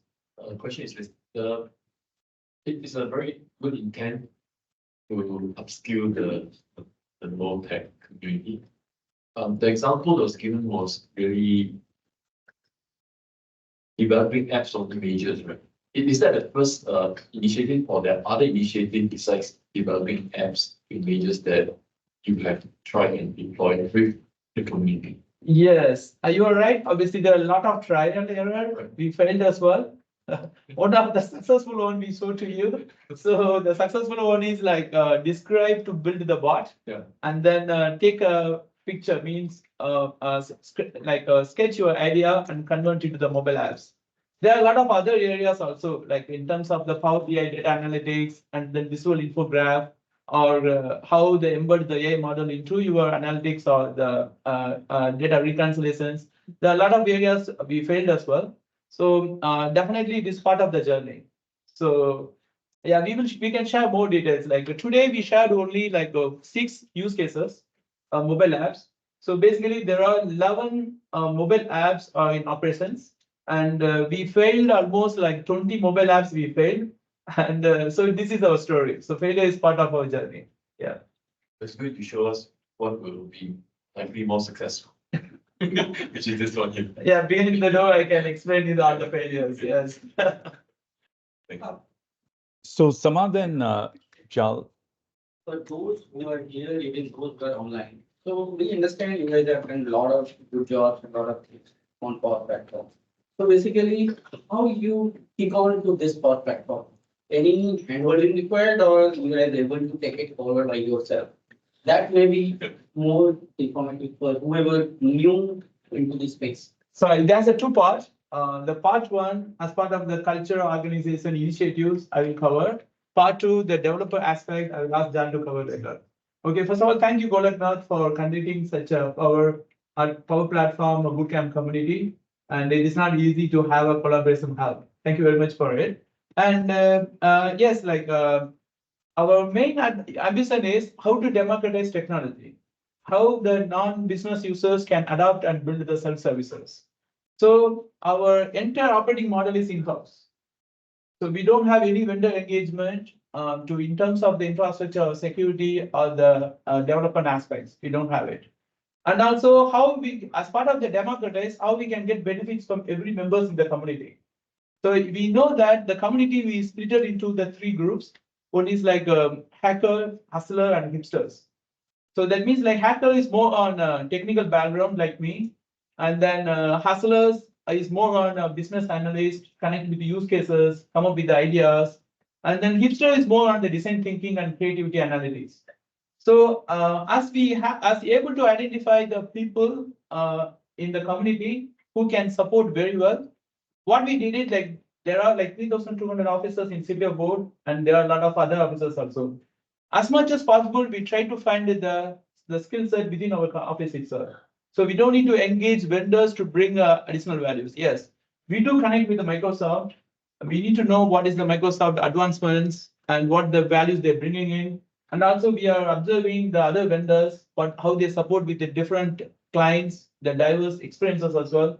So with the help of everything, we able to bring everything in-house. So answer your question is in-house. Now I will leave it to develop the perspective, yeah, how he maintain the community. Okay, so for developers, the Power Platform community is still relatively quite small. So all you have to do as a developer is actually to explore. So we've actually failed quite a few times, I think more than just a few lah. So every time you fail, you pick up from these experiences. And then eventually you will have some use cases that are actually successful. And then from these use cases, where you showcase to the rest of the community. And then from there on, you pick up where it's most optimized and which part of your development experience is the best lah. And that's where you keep, and then after that you share around the word. And also you talk to other fellow developers to ensure that you are kept up to date with some of the practices for Power Apps and Power Automate. So in that sense, that's how you build the community for developers, and so that you don't actually just keep on failing. You actually eventually you'll pull through and have some successful use cases. Yes. Thank you, Adil, for your support during our journey. We know Adil for last 3 years. And also thank you, Jolaknath, for your book about Power Automate. Yes, yes. So this is part of our journey too. Thank you very much. With the note from CPO board, we will sign off our presentations. Thank you, guys. Thank you, Prasanth and the team. Thank you, guys. Thank you, John. And I think this is helpful because why I raise this question? Because as they can build by learning themselves, so everyone can learn. That's the main motive of this question to ask, because it's not that difficult also. You have to keep exploring and knowing the things. That's the bottom line. And I'll make it something like it will take it forward. Are you there? Golok, can you hear me? Can you folks hear me?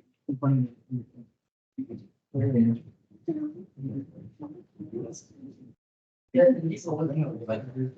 no issues. Sanjeev, over to you. Nothing on the speaker right now. Golok, you can hear me, right?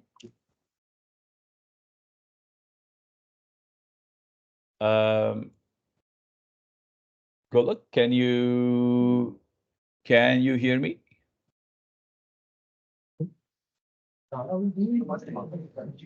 Sorry, can you try again? Can you hear me now?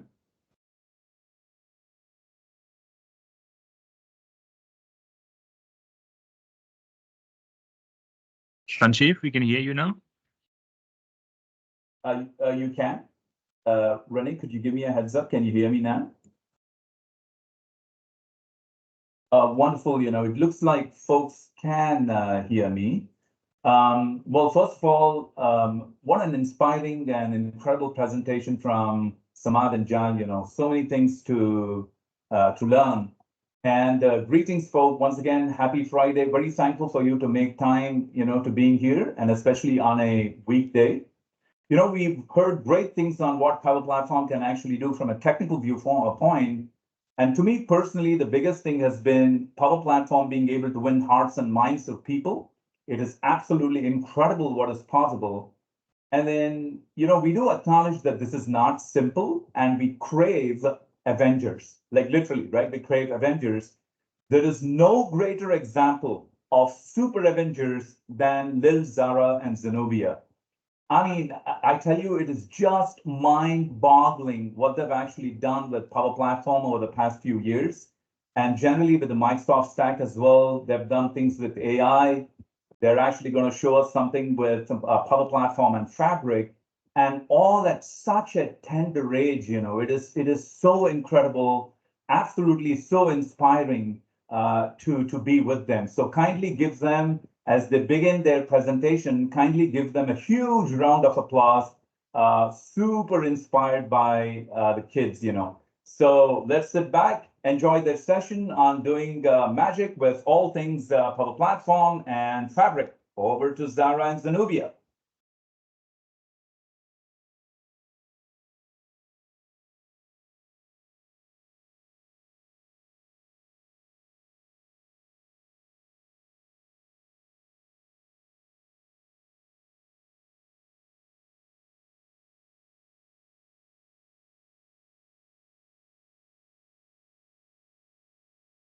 Folks, did you hear me at all? Can someone kindly confirm if you can hear me?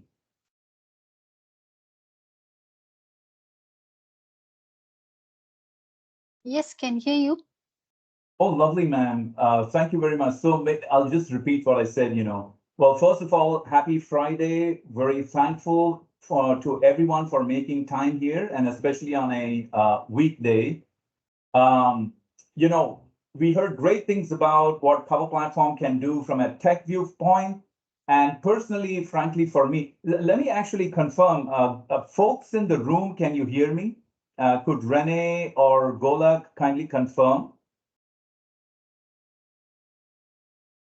I know folks online can hear me, but can Golak or Adil, Renee, can you folks hear me?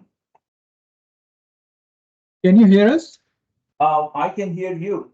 Okay, you can. All right. Yeah, yes, sorry. Sanjeev, give us Just one give minute. us a minute. Yeah.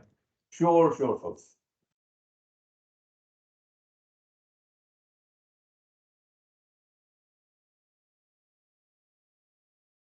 Okay.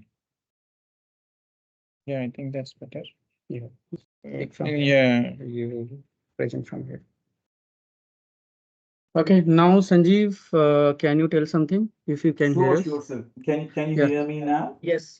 Now it's perfect.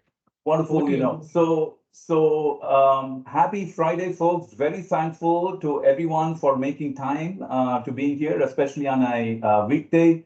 Huge round of applause. There's been a few people who have contributed to organizing this, but a huge round of applause to Gola for making this happen behind the scenes. He's done a lot of heavy lifting. Now, we have heard a lot of great things on what Power Platform can do from a tech viewpoint.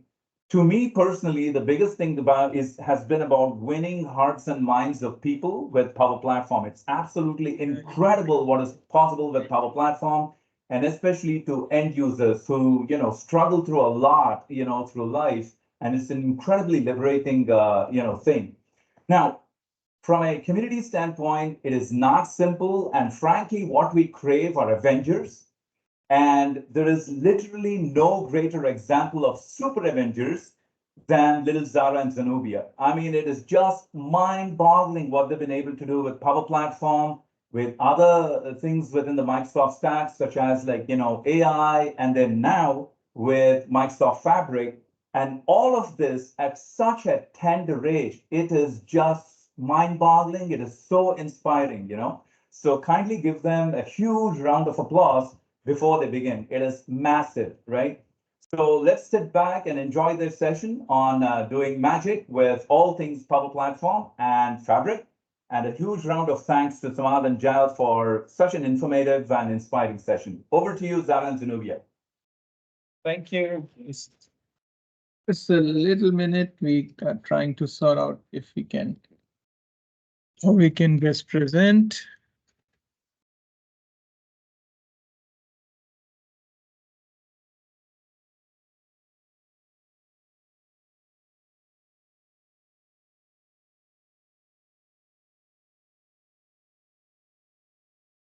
Is it now available there? I think you should go to present. Oh, yeah. Okay. Yeah, all right. And if I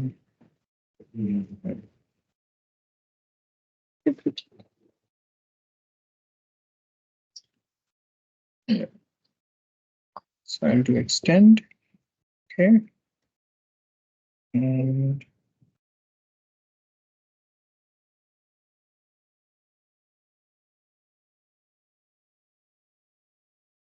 okay, and the last part left is to share, right? And we will share this. Can see. You can see the screen now? Yes, indeed, you know. Okay, cool. All right, so over to you guys. Hello and welcome to the Microsoft Power Platform Bootcamp. My name is Zara Rubia, and today we'll be sharing how to use Dataverse and Microsoft Fabric together to solve your data and business problems seamlessly with the integration of Microsoft Power Platform and the understanding of a citizen developer.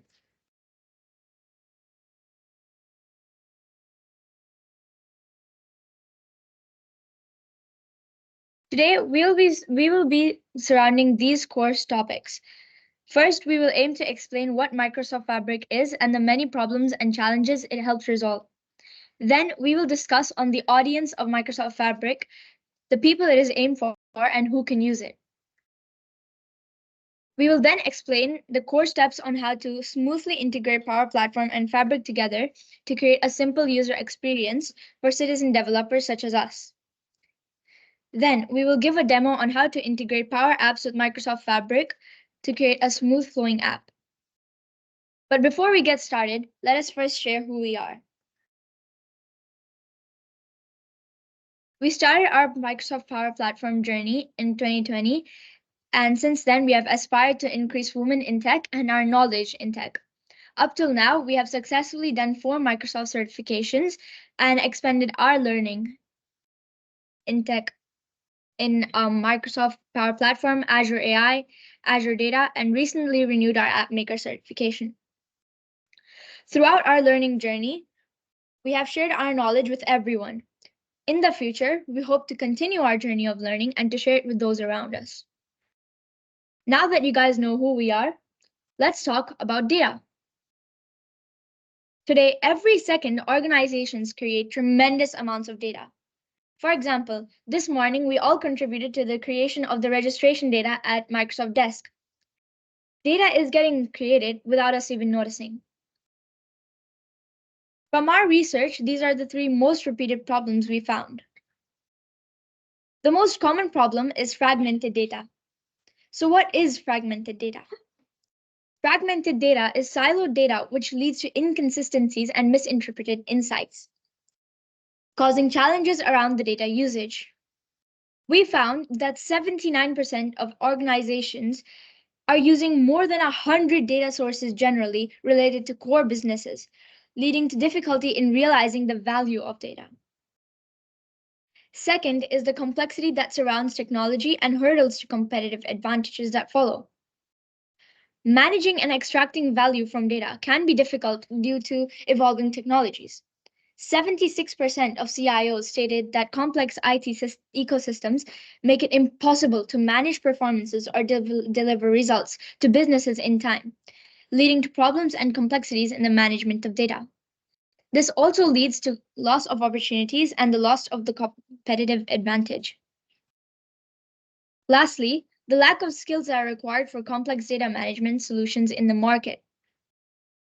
Who can better understand than a group of citizen developers that finding a skilled professional who can handle data complexities is a very common issue.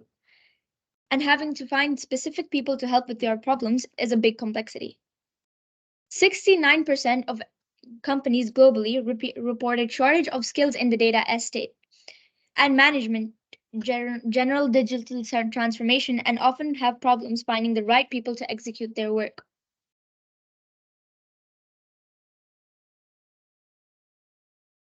Let's look at Microsoft Fabric.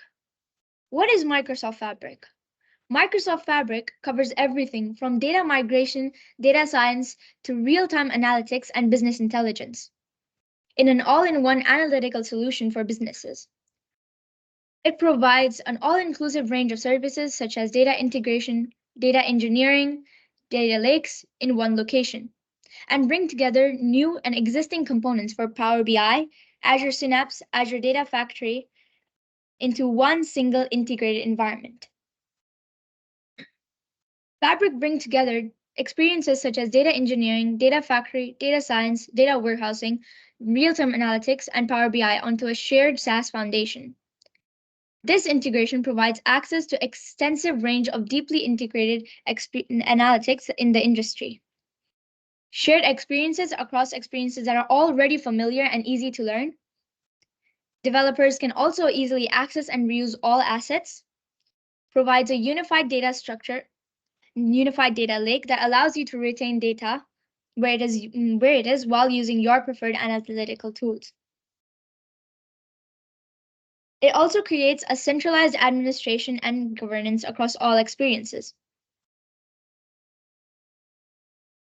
While Fabric also brings together experiences such as data engineering, data factory, data science, data warehousing, real-time analytics, and Power BI onto a shared SaaS foundation, it also allows creators to concentrate on producing their best work, freeing them from the need to integrate, manage, or understand the underlying infrastructure that supports the experience. Fabric has 7 different components to cover its different needs.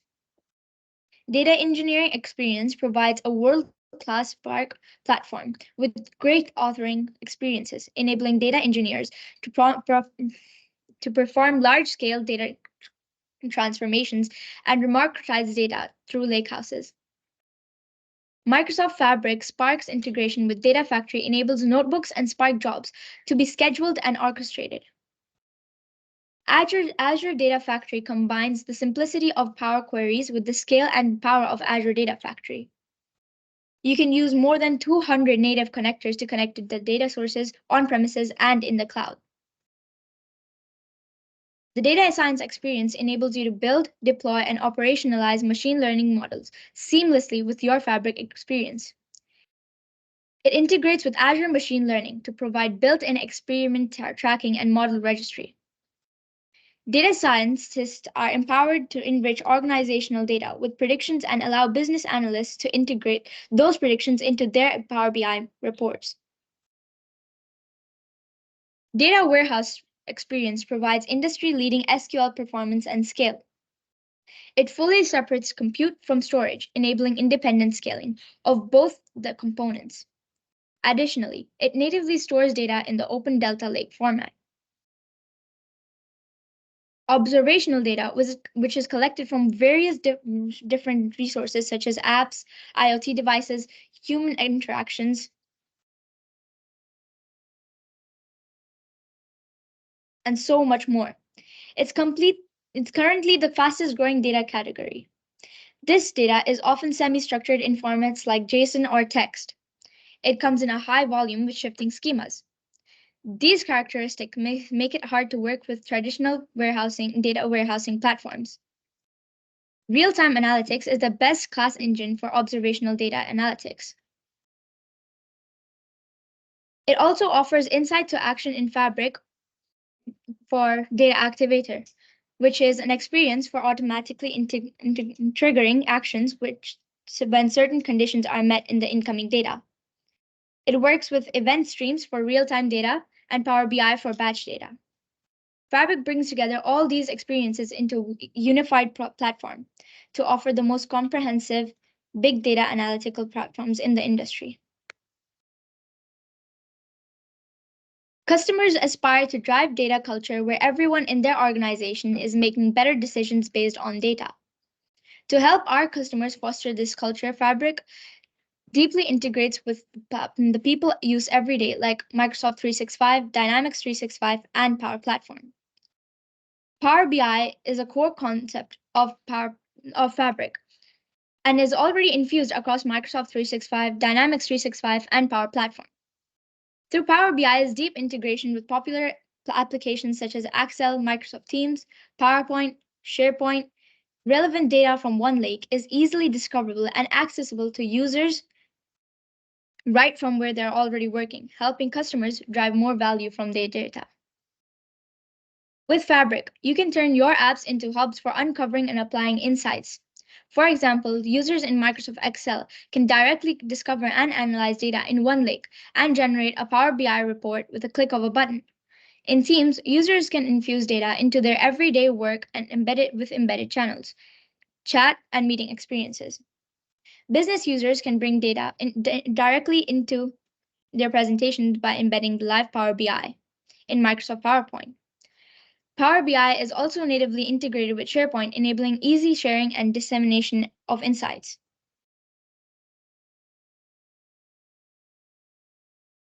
Back to this slide.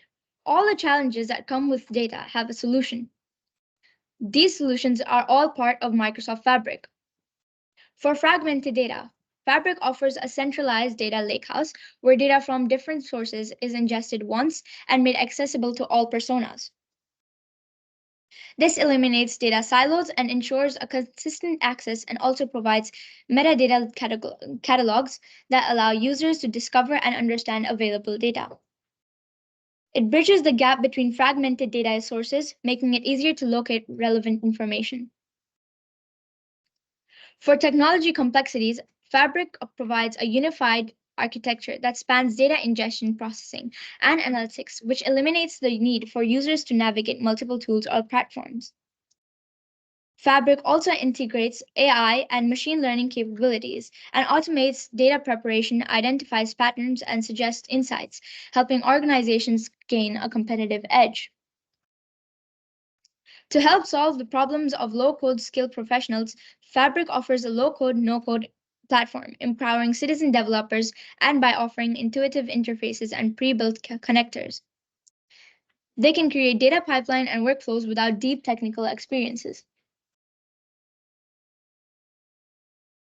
Now let's take a look at the overview of Fabric.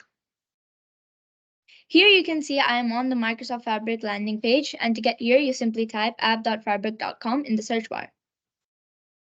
The components and services I mentioned earlier are also here. Right now, I'm going to select Data Factory.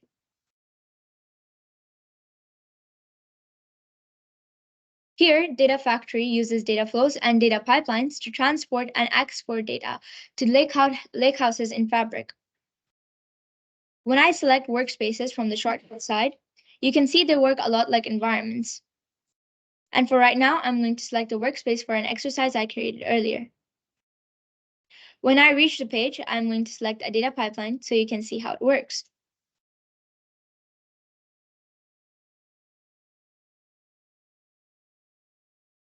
Now that you can see the data pipeline, I'm going to select it and go to source. Here you can see where it's getting the data from, and in this case, it's Azure Blob Storage, where my unstructured data is being stored.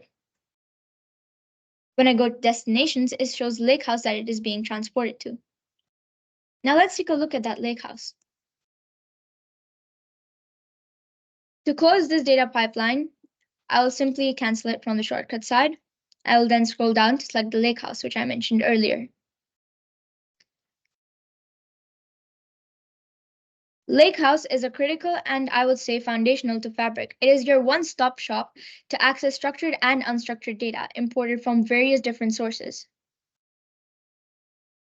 You can see that the storage of data is not the same as it contains both structured and unstructured data.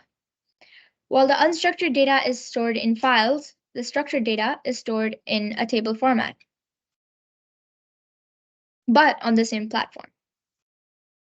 Each lakehouse has an SQL endpoint as well, allowing us to aggregate or create views, stored procedures, and other objects.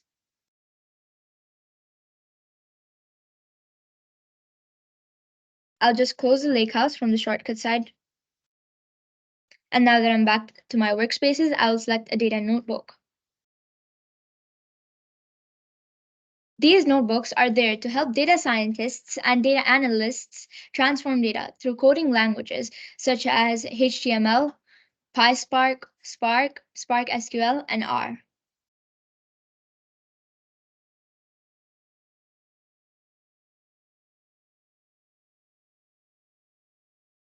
Now that we have seen what Microsoft Fabric is, let's take a look at Power Platform.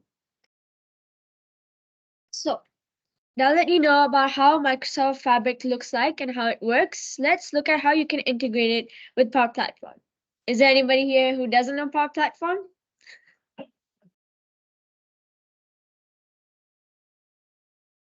So, we're in the Power Apps portal page, and first of all, we will go and change our environment to Sandbox. Now let's go to tables. And as you can see, all our tables are here. And if you know that if you select one table, you can't link it to Microsoft Fabric. If you click Microsoft Fabric, it will link the entire environment. After clicking link to Microsoft Fabric, it will open to a configuration page. So it's going to run your connections and make sure they work.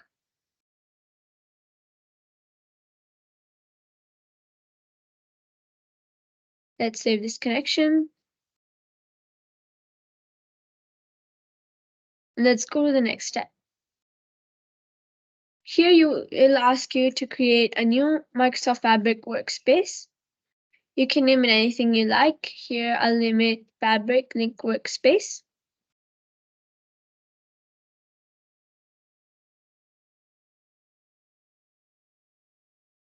But I won't really create it since I've already created one. So instead I will go to tables. Now in Microsoft Fabric, I'll go to Data Factory and open the workspace I've already created.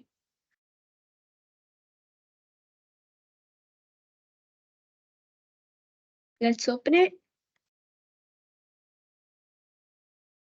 And as you can see here, I have a lakehouse, a semantic model, and an SQL analytical model.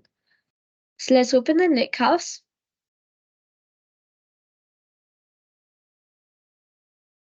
And as you can see, like Zara showed earlier, the tables are here. And all of them have been synced from the environment. Now let's change it to an SQL endpoint. First, let's close tables. And let's go to Lakehouse and change it to an SQL analytical endpoint where we can make SQL queries and visualize our data.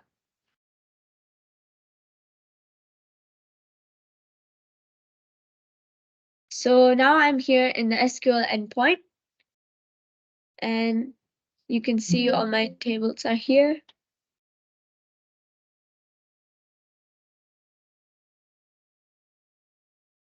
Let's go back up and close tables. And I've already created a simple query to use for this demo.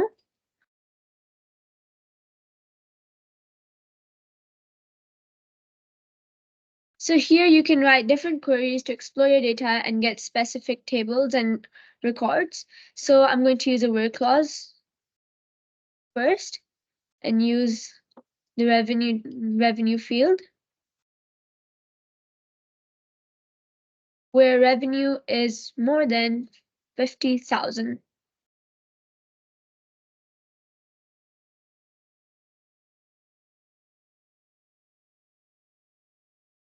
So let's finish writing this. Now let's run the query.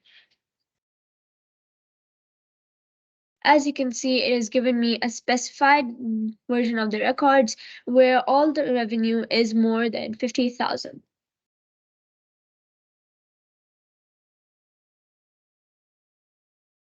So here I've also tried using 70,000. And now let's start exploring our data.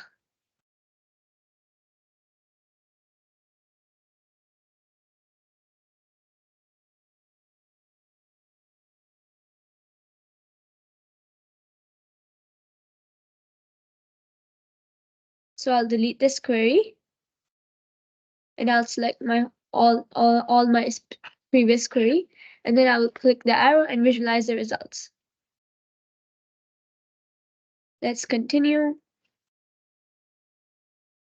And now it will open a tab where you can visualize the data.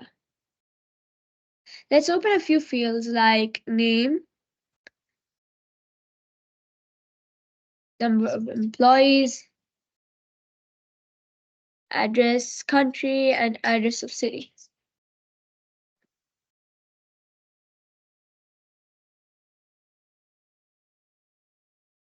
You can either drag the fields or you can select the checkbox to make sure they appear on the screen. And here you can change them into any type of visualization you like. As you can see, if I press stacked bar chart, it will show a bar chart made by itself, making it easier for you to visualize your data.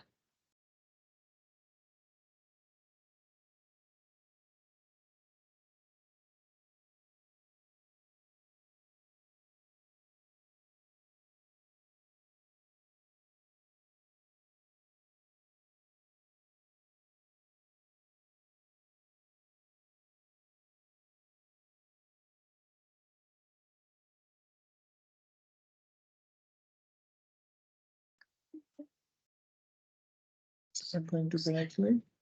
Wait, Next slide. just got stuck up. Right.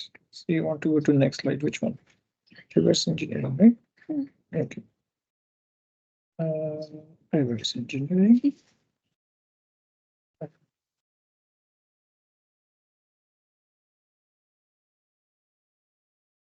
Wait a minute.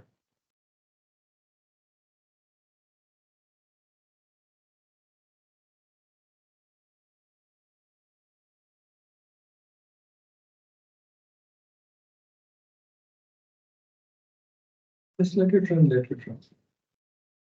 Yeah, it's not letting you make it.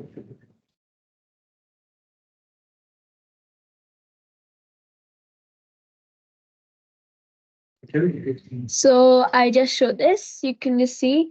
I click continue.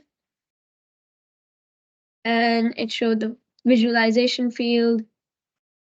And you can select, as I mentioned before, you can select some fields.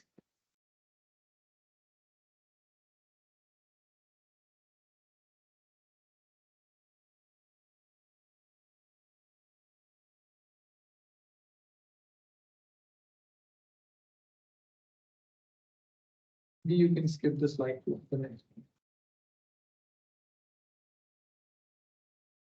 Well, before I just want to mention that I saved the report, saved the file and saved it as a report, and then I opened it and played around with some of the data, making different visualizations.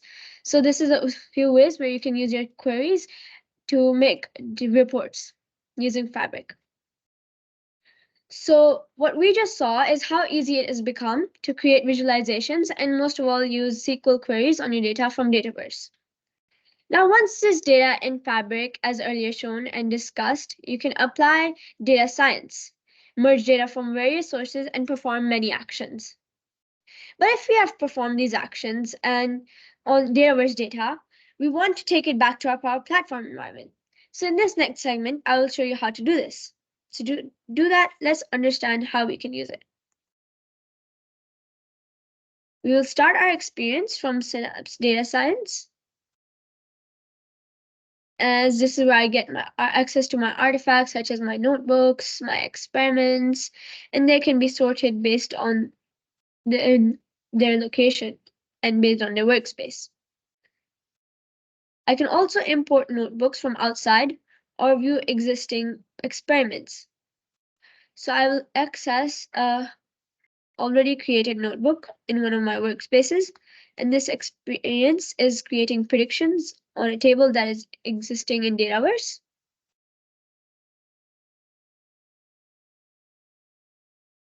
Then it will apply the machine learning.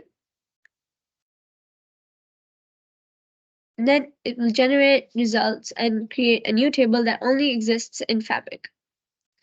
If we open our lakehouse and review this prediction table, we'll find our customer info and a prediction flag, where 1 is true and 0 is that the customer won't churn. So here you can see the predictions, where 1 is most likely that a customer will churn and 0 is not. We use data from learn.microsoft.com where the whole tutorial is available, and it's highly recommended that everyone starting their Microsoft Fabric journey.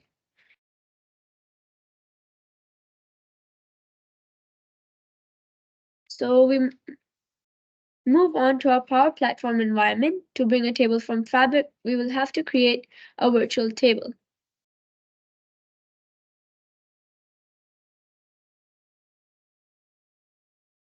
I hope that you are already aware of virtual tables. If you recall Zara mentioning that, each lakehouse has an SQL endpoint.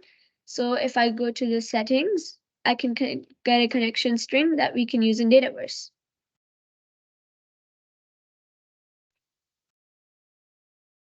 So we're back in Dataverse. And here we tried using Microsoft Fabric, but it didn't work. So we're going to use SQL Server instead. Let's give it our SQL Server's name and our SQL database name. This will establish the connection and provide the list of tables. No. Now, as you can see, all the data in the data tables in the lakehouse are now available for me to use in Dataverse as a virtual table. So I will move next and use customer predictions. Validate the mapping since I don't want it to change, and I'll just confirm the automatic mapping and move to the next stage where the setup is confirming the changes. So this final step is a confirmation of all the actions with finish with a table will be made available immediately for me to work in Dataverse. So as you can see, the table, I can now access the table as if it was a part of Dataverse. I can review the data, data time, create views, forms, and perform all actions that we typically do in Dataverse, such as creating an app. Saving everyone's time, I've already created an app using Copilot. As you can see, it is using a standard template. All I've done is added this one control that shows a red color if a customer record is true in prediction and shows no colors if it's false, which we just learned how to mirror data from Dataverse to a Fabric lakehouse. I'm going to put Ferry, just a random customer name. And as you can see, since it's false, there is no color shown. So in all today, we learned how Fabric is a great addition to Microsoft data management solutions, how it is low-code, no-code, and similar to Power Platform and easy to use, how Power Platform or Dataverse has a direct native integration with Microsoft Fabric, how we can perform advanced analytics on data in Dataverse and integrate it with many other sources, and finally, how we can bring processed data back into Dataverse to create apps and flows.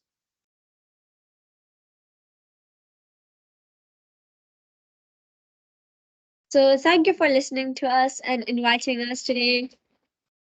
We hope you learned a lot. We also enjoyed sharing our knowledge with you. And we always love to come to Microsoft Office and present to you guys. And it was lovely to be here in Power Platform Bootcamp. Have a good day. Wow. Wow. Took our breath away. Is everybody there sitting down on a chair? We can't see you, but are you sitting down or you have fallen down on the floor? Oh my goodness. This is incredible stuff, guys. Incredible stuff. And for folks in the room, for folks online, if this is not motivating, oh my goodness, it is. Yeah, we can hear you now, Sanjeev. I think the word is just, there are no words. It's just wow, right? If, you know, if folks are still, I hope folks are still sitting down on their chair and have not fallen down on the floor, you know? Oh my goodness. Wow, thank you very much. Learned so much. No words. Incredible. Thank you. Folks, Cool. any questions? I'm sure a lot of you folks have questions, especially given the fact that, you know, in the work world, even frankly at Microsoft, people get siloed. You know, there is data in AI, there is like, you know, Power Platform, there is M365, blah, blah, blah. What these guys have shown us is the power of one, right? What everything can come together and do for us. And I'm sure many of us get siloed as well. So it's a fantastic opportunity to have a discussion around this. So we open the floor up. Folks, any questions? Any questions? Kindly, you know, feel free to open the mics, talk. Folks on the floor. Yes, someone has a question. Like, thank you, Jara, Jara, and you know, my question is like, when you start your presentation, you said it is the empowerment of girls or women in technology. So, and also I see the future, the learning for girls. So what is your advice or suggestion for the young mind or non-technical background people to follow your journey? It's actually really easy as all resources are available on Microsoft as like labs and other resources. And well, we also started our journey from Microsoft Learn. There are many cloud skilling challenges there which motivate you to complete the learning process. The other thing is that you add slowly. And now things have become in such a way that we are already, I mean, our kids are also already using mobile devices, you know, so it's not alien to them. Yes. So, and the content that has been made available through Learn and through other resources is now in a way that it doesn't require you to spend like 1 hour. Like if you see most of the relays, 5 minutes, and it still captures our context in a smaller duration, but gives us the momentum that the kids can start learning moving forward. Yeah. Zara and Zenobia, you know, you gave a very sort of, what's the real answer to Samad's question, you know? You gave an answer that tells me that yesterday, the whole afternoon, Adil was in front of you saying, MS Learn, MS Learn, say MS Learn, otherwise you won't get your iPad. Yeah? Yes, of course. What's the real? Yeah, actually, most of this presentation I didn't even saw until yesterday night. So I was so. I believe you, Adil. Yeah. You know, Zara and Zenobia, to take the question, Samad's question, which is a very important question, what motivates you to do all this, you know, beyond Adil being there at the back with a stick? What motivates you to, hey, you know, let me explore Fabric and see how I can bring Fabric over to Power Plat. Let me put version, now that the table from Fabric is actually there in Power Platform, let me dump a Microsoft Copilot on it and see what it gives me. What motivates you to do all this, you know? This is just incredible. As everybody already knows, the future is tech, and if it is going to be the future, then why not learn it right now? Samad, that's your answer, sir.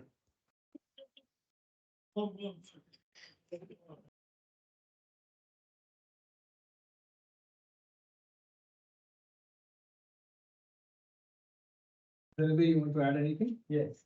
Also that like in the world there are way more women than men. So it would be nice to empower them as well to learn more about technology. And as the age goes on, there are new like Copilot, for example, it's getting into Windows and you can see the preview will so we want to learn more about it since AI is the future.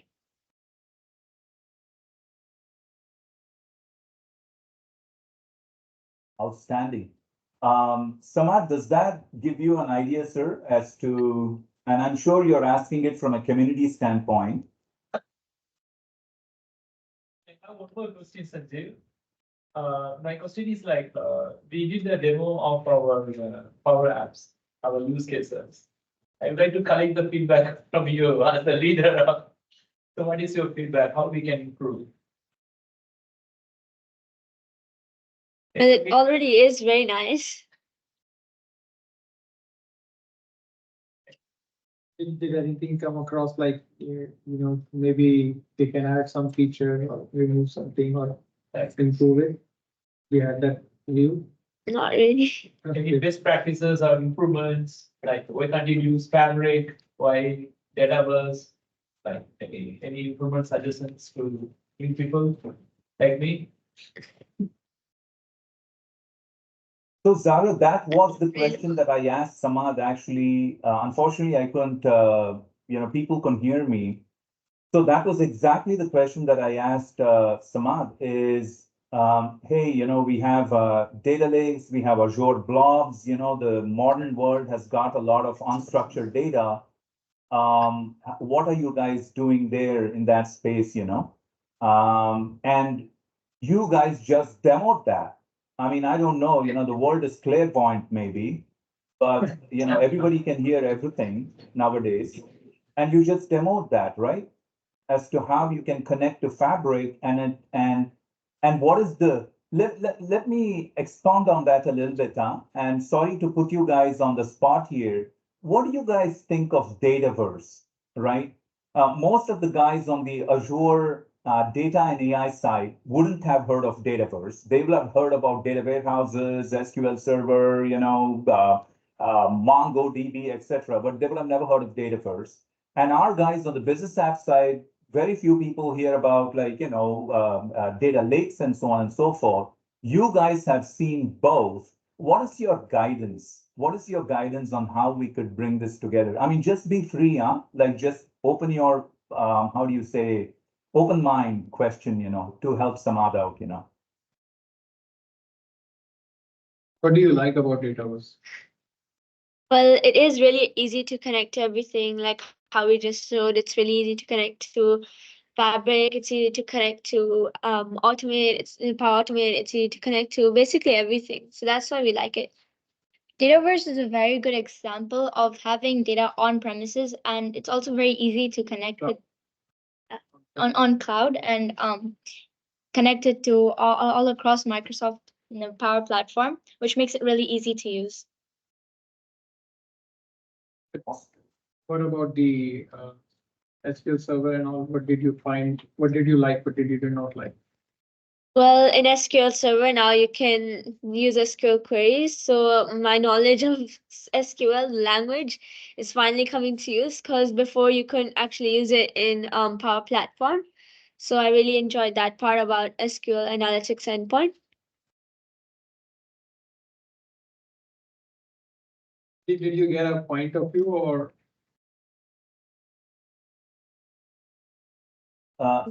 Sorry, is that a deal? I suppose that is you, right? Yeah, I was just asking if you get a point of view.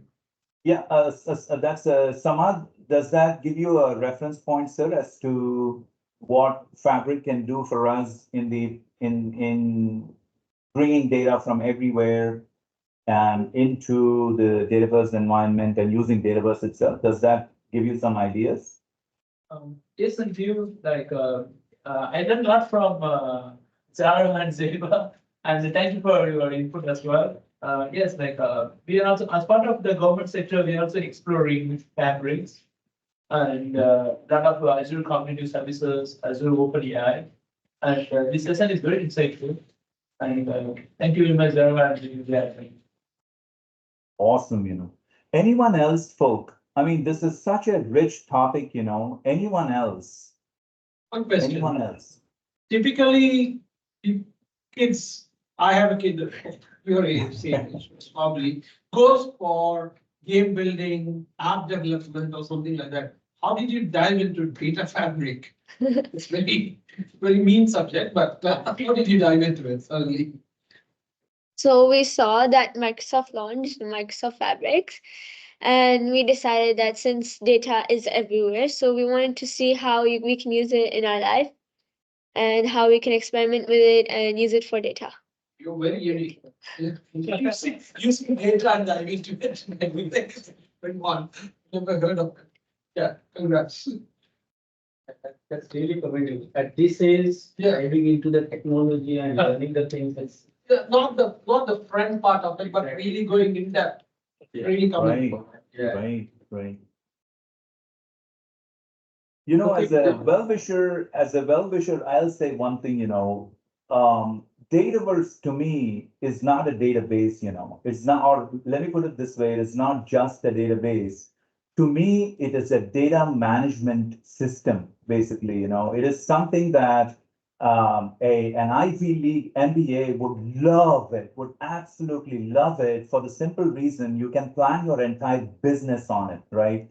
And it comes from the grown-up world of dynamics, right? Dynamics is something that has existed already. There is a lot of business intelligence that is, and when I say business intelligence, I don't mean Power BI, I mean real intelligence from the business that has been landed into Dataverse. And to be able to use that as an end user, and I used to do budgeting at Microsoft, and you grow old. You grow about 20 years old when you do one budgeting cycle in corp, right? You die and you're reborn. If I had this back then, and this was 10 years ago, man, I would have been in a different place altogether. Absolutely, it is incredible from a secure business security, not just IT security, from a business security standpoint, from a business process standpoint, from being able to lay out, from let's say you're doing a pricing model for automotive or whatever, to lay out the different components of it and then centralize the data and put an app on top of it. It is fabulous what is possible with Dataverse. And as a well-wisher, I would say to Zara and Zenobia, maybe unsolicited advice is to actually start looking at the business aspects of it as well. Take a simple pricing model as an example and build it on Dataverse. You will discover for yourself, it is such a beautiful, beautiful world. With that, I think let's see. Anyone else? Any last questions before we get the kids back to school? Back to football pitch. They are going for a match from here. Wow. Yeah, maybe Sanjeev, you start. We want to listen from you also regarding that demonstration. Sure, I really love to see that human machine interface. Absolutely. And I would, as I do this, I heartily invite Zara and Zenobia to participate with me the next time I'm looking at a deal. So the next time we do a session, we could do something together, bring all of these things together, including IoT and so on and so forth. So what I'm going to do, folks, is I'm just going to go, this is one slider that I have.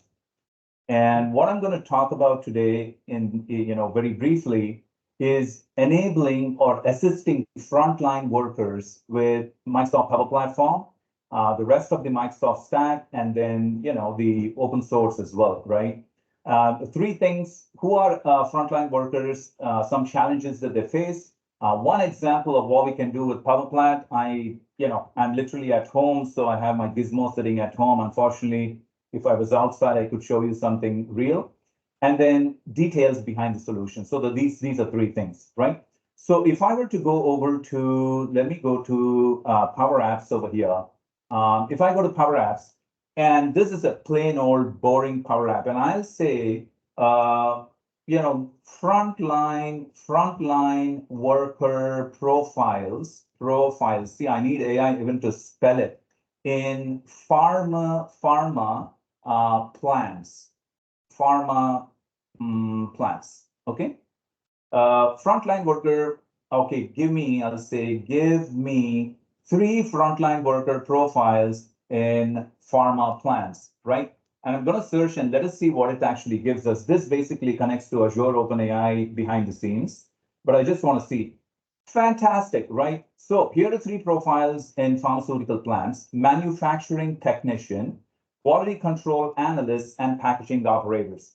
Now, as a matter of fact, a friend of mine actually works in a pharmaceutical plant, and this is exactly right. I mean, you've got a manufacturing technician who works in the plant to take the raw materials that, that comprise a tablet, and then they go through the whole process of basically making granules. From granules, they compact it, they make tablets, and they do quality control, so on and so forth, and out comes, your tablets, right? So these 3 people are responsible for that process literally on the shop floor. So what I'm going to do is I'm going to make I don't have this, so I'm going to make my repository over here. So I'm going to say pharma plant, and I'm going to save this. When I save this, you see behind the scenes, I've got frontline workers for retail, capital markets, insurance, so on and so forth, right? Shipping, banking, pharma, right? This is my repository, if you will. And if you notice over here, if you take banking, now these are different kinds of frontline workers, right? These are actually, I'm sorry to put it this way, but they're like white collar people. They are like customer service people who are, who are in the bank. They are sales people who are in the bank, tellers and so on and so forth. Very different from production workers in manufacturing, like the ones that we just saw. Very different from the warehouse operators in logistics industry. Very different from, Samad, you come from the government, so you obviously have police workers, and then military folk, you have firefighters and so on and so forth. Very different profiles is what these frontline workers are. Many different, how do you say, needs, if you will, many different thoughts on how to approach their jobs, right? And if you take a look at people who are in the production, frontline workers in production, in pharma, so on and so forth, for them, they literally are in places sometimes where there's a lot of danger, right? As an example, if I go over to, how do I do this? That Teams thing came in between, right? So if I go over to this particular view here, what is happening here is in the pharmaceutical plant, there is what is called as a granulator. So basically you feed in basically molecules of your product, right? And there is a bill of materials, different products are comprised this. They feed it in, they heat it up, they do a variety of things over here, and out basically comes your final product, and you compact it and so on and so forth. The point here is the temperatures can be pretty high here, right? And this could be a dangerous environment, right?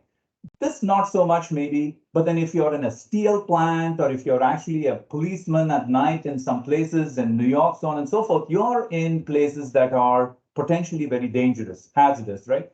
So what can we do in this environment to help them out is the question, right? With Microsoft technology. Well, as you can see, to start with, well, there is actually an app that the frontline worker literally can have, right? And what they're doing here is they're monitoring the temperature at different points in the granulator. So there's an exhaust temperature, discharge, outlet, the product temperature, and the inlet temperature. And the feed now comes from the granulator to their app, which they have on their phone. I'm sorry, I left my phone somewhere else. Otherwise, I could have actually shown this app on my phone. Is you are out on a break. Let us say you're out on a smoking break or something. And then let us say the product temperature actually increases beyond a certain threshold that could cause issues, right? And well, there is a ping that comes to you on your phone saying, hey, look, it is headed upwards. You better throw away your smoke and actually go back in, right? Those kind of things. Or if you're actually out in the field and there is some, dangerous whatever going on, you could let a robot in there instead of you going there. I mean, the military people do that, right? They actually send a robot in to defuse bombs and so on and so forth. So you take the frontline worker away and you make this as an extension of the frontline worker, right? You extend their arms, and then, right? So that's the goal, right? So if that is supposed to be the case, and I'm just going to go over my, something happened to my Visual Basic Studio. So I'm going to literally run this code over here.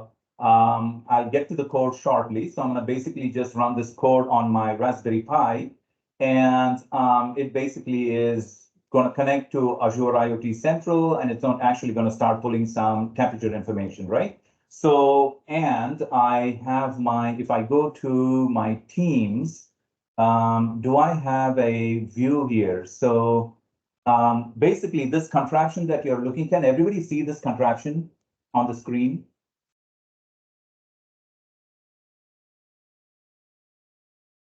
Folks, anybody? Yes, we can see. Yeah, super. So basically you've got a computer over here. And then what I've done is I've connected many different temperature sensors, one for exhaust, one for product, so on and so forth. So I'm literally going to take one of these sensors and I'm going to put it inside like cold water, icy cold water over here. Okay.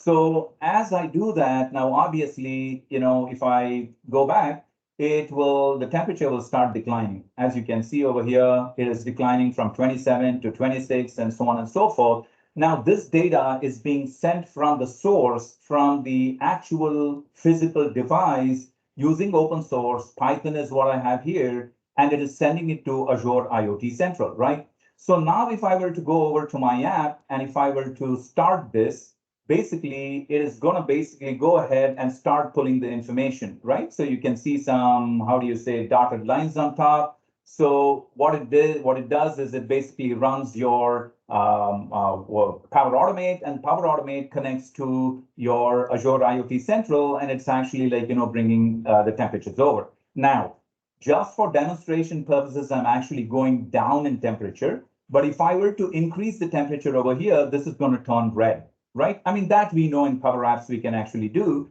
So you're now connecting two different things and then bringing the data over, right? Everybody with me?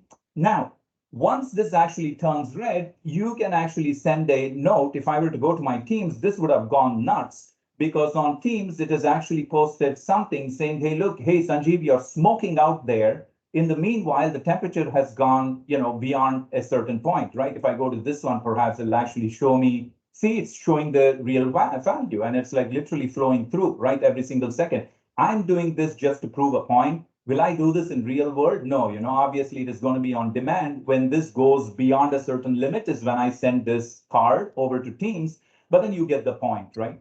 So what I'm going to do is I'm going to basically go just stop this timer over here and stop the timer and get out of the app. And let us actually see the components of what you just saw, right? So the Teams card that you just saw, this guy over here, where is my Teams, right? This card over here is actually made with what is called as an adaptive card, okay? And I'll show you that really quickly. Now, that is the user interface that the frontline worker actually sees on his or her phone, right? That is the persona of a frontline worker. Now, the Power Apps that you just saw could also be for a frontline worker, but usually this kind of an interface is for a manager or a supervisor, right? Because turning things on and off is up to him or her. Consumption is for the frontline worker because cycle time is very important for these folks, okay? So these two are my endpoints, which you just saw. Then how does the information from my code actually get to Azure IoT or to the app? Well, if I go over and go to my, what do you call this? My, where is my stuff here? My Power Automate, I have my Power Automate flow that I actually triggered from a Power App. And it, I connect to Azure IoT Central, and it gives me a nice little, how do you say, Power Automate flow that I'm able to pull all the temperature values over and then dump it into an adaptive card, right? So what is this adaptive card? The JSON over here, where does this actually come from? If I were to go over to my designer, so there is something called as adaptivecard.io, right? So when I go over to the designer and let us say I actually select my Microsoft Teams as an endpoint, it gives me a nice little interface for me to go do things like I can go, hey, say, delete this guy, delete that. I don't need this guy over here, delete this. Nah, I don't need this. I don't need this as well. Just get rid of all these guys over here. And then in this empty column, what's going on? In this empty column, I can start defining text blocks over here. And then, I can bind this text block, if you will, to an output from Power Automate because it's giving me just JSON here, you see, and it's saying basically, hey, look, here's your text blocks, so on and so forth. When I copy this and I bring it over to my Power Automate, down here, I can say, hey, look, give me my inlet temperature, product temperature, exhaust temperature, so on and so forth. And then, these are all dynamic content that I can bring over from my IoT, right? So if I were to go back to my Excel, so you've seen like the Teams adaptive card, this interface, Power Apps, you guys know it in and out, so I'm not going to belabor this one. Then Power Automate is the one that actually connects to your Azure IoT Central. Now let's look at Azure IoT Central, right? Why do I prefer Azure IoT Central as opposed to IoT Hub? Well, basically because Microsoft has done the work. If somebody, my philosophy is, if somebody has done the work and it's actually of good quality, use it. Don't reinvent the wheel. Of course, use your brain. Now, how I configure this is where my brains are, right? But I'm not going to go to IoT Hub and start coding over there because someone's done it. And then it is dirt cheap. So why not use this as opposed to like, doing the farming over there in IoT Hub, right? So I go over here to my IoT Hub. I've got my device templates over here. I go to one device template. I've got all these capabilities over here that I can add. If I go to a capability, I can basically say, hey, look, I need telemetry, or I need a property, or I can actually send a command, if you will, so on and so forth. And then I set this up. Once I set this up, I basically go to my devices, let us say, and I go to one device over here, let us say this guy. And if I were to go to connect, it gives me your tokens, your security keys, and so on and so forth. And the beautiful thing about this is you can have service principals, you can have timed access, all that security, blah, blah, blah, blah, black sheep. You can do all that here, right? Which frankly, from a business standpoint is very interesting. From a tech standpoint is just boring stuff, right? So you go create all those things which are simple to do, and then you can go access that within your Python code, right? So you've seen Azure IoT Central over here. So let me go to my Excel. So Azure IoT Central. So basically, this is nothing more than a data orchestrator. So the device that you saw is the digital twin. And then you have your admins who configure this, and then people who monitor this. The ones who monitor are actually the knowledge workers, right? They're the knowledge workers. They know what happens in the process, right? They are not just IT people, right? So you have those guys. So you have done this. Then finally, what is the server? The server, basically, these are all clients to me. The actual server is basically Python. I personally like Python because it's got so many libraries and so on and so forth. So if I were to head over to my Python over here, I wish I could show you this in Visual Studio, but there's some connection issue. So essentially what I do is all the way up top, I have requests that gives me the ability to post stuff. Then I import the Azure IoT module. I give you a link to this. You can actually just bring it down to your Linux. Then I'm also importing here the SharePoint module. I wanted to actually connect to a graph connector and do stuff with it, but I'm not doing anything at this point. In this case, I'm also connecting to a link because when the temperature exceeds, I want to record it for auditing purposes. And here I'm recording it in SharePoint. You could put this stuff in Dataverse as well, right? No big deal. All it does is an API with proper authentication. Then I get the library for my temperature sensor. And then I have a whole bunch of lists over here that I initialize like variables. And then basically I initialize those and then I link it up to my sensor. And then I run a method over here that basically connects to Azure IoT. And this property over here basically says, hey, look, your Azure IoT is connected, because from the app, the end user doesn't know that, right? So you actually send it back through Power Automate so that it basically says it's connected. And while this is actually true, I basically loop through and then get the sensor IDs, right? I get the IDs of individual sensors. And then I pass them over to variables to pull the corresponding temperature. Basically, in one reading, I get 4 temperature readings. Okay, in just one output, I get 4 temperature readings. So that's why I wait for about 4 for everything to iron up. And then I pull my temperature one after the other sequentially. And then I send the telemetry over to my Power Automate or to my Azure IoT Central. You see, this client, this basically object is sending telemetry over to my Azure IoT Central. From there, I pick it up in my Power Automate and dump it to my Power Apps, okay? So this guy over here, let me actually head right back over to my Excel, and then I have that, right? So now, once you have this, now think of those scenarios, right? I can actually use anything within Fabric like Zara and Zenobia showed for me to dump the data somewhere, point A. Point B, I could actually use Python within my Databricks, which is also in Fabrics, to do some kind of analytics on this data over a period of time. Or I could just use my Python code over here to run a neural network, right? Basically, I have another one where I'm building a drone, and I want to control the drone, and the output of the drone, I want to calibrate, and I'm calibrating using a neural net, right? So I can run it either here, or I could, this is real time as the data points are coming out, or I could actually dump this in Azure Databricks through Fabric from Power Automate and do whatever I have to do, right? So the possibilities now with real-time data, with static data, none of it is actually a problem. All it is your imagination. You follow? It is purely your imagination as to what you can do with a combination of these Microsoft technology. I would also say TensorFlow, okay, your neural nets are better off in TensorFlow, so you go to Google and get that, fine. And your Python, which is open source, right? So the world literally opens up for you to do whatever you want. And that's the exciting part, right? The only thing you have to watch out for, or people like me who's on the other side of 50 have to watch out for, is my heart rate and my blood pressure. And I have an app for that as well. I'm not kidding. I monitor my BP every day because it gets with people like Zara and Zenubia creating all these exciting stuff.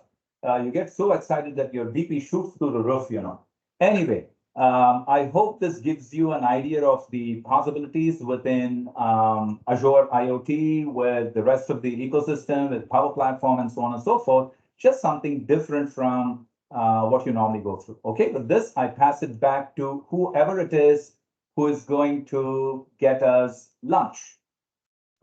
Yeah. Hi, Sanjeev, and thanks for the presentation. It's really helpful, and it's helpful for everyone to understand how Power Platform also can talk to machines, devices. I really like your events because that's unique. Because normally people won't talk about IoT and other stuffs. I'm talking to Power Platform. And thanks again. Most welcome, sir. Yeah. Thank by you. the Thank way, you, sir. shameless pledge. Let me just share my screen really quickly. Everybody does a shameless pledge. I will do a shameless pledge as well. I'm too old for it, but nonetheless, if people want to look at different aspects of Power Platform, like as Zara and Zenubia was saying, I'm doing one this Friday on connecting Power Apps to Parquet files in Azure data lakes. Okay, directly from data lakes, you can bring images and your JSONs over. So, shameless pledge, kindly do subscribe. This is what keeps you excited, if you will, just like what Zara and Zenubia did. Okay, and then kindly do connect with me on LinkedIn as well. With this, I stand between you and lunch, sit between you and lunch. So I'll zip. Okay, off to you, Gola. Sorry about that. Yeah. Thanks. Thanks, Sanjeev. And yeah, we'll move towards lunch now. So post lunch, the next session will be there. And within the interim period, maybe we want to give some goodies we have for the speakers who are available here. Maybe Amanda, you want to just help us to give something to the speakers? Yeah, Sanjeev.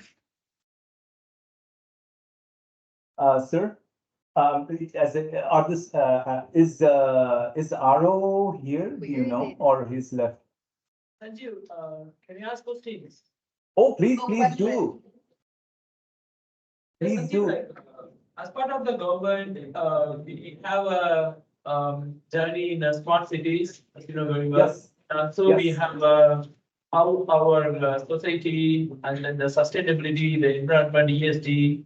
So like we also explore the few of the tools like the Google IoT Cloud Core and IBM Watson Cloud Core, and also the Microsoft OpenAI IoT platform as well. So what is your advice on choosing the right platform, IoT platform? So, that's an interesting question, So this IoT thing comes in different flavors, right? As an example, I had an opportunity to talk to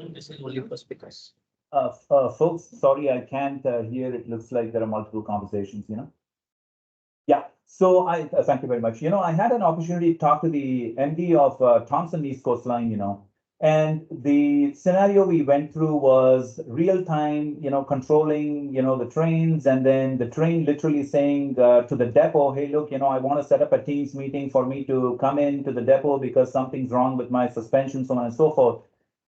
The point that he mentioned was, hey, look, some of this, it depends on latency, right? I'm not talking about latency from the standpoint of like data. I'm literally talking about the devices getting information in millisecond time, right? So in those cases, what you do is you actually have your IoT right on the train itself, And when the train actually reaches, let us say, a station or something like that, you collect the data and then you pass it to the cloud to, let us say, Azure IoT, right?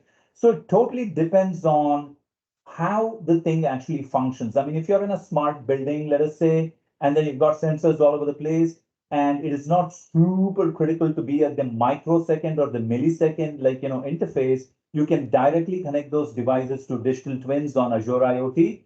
My favorite would be IoT Central, and then you could plan the whole thing out. The reason why I say IoT Central is you can connect to millions of devices over there as digital twins. And then the work, to a large extent is actually done for you.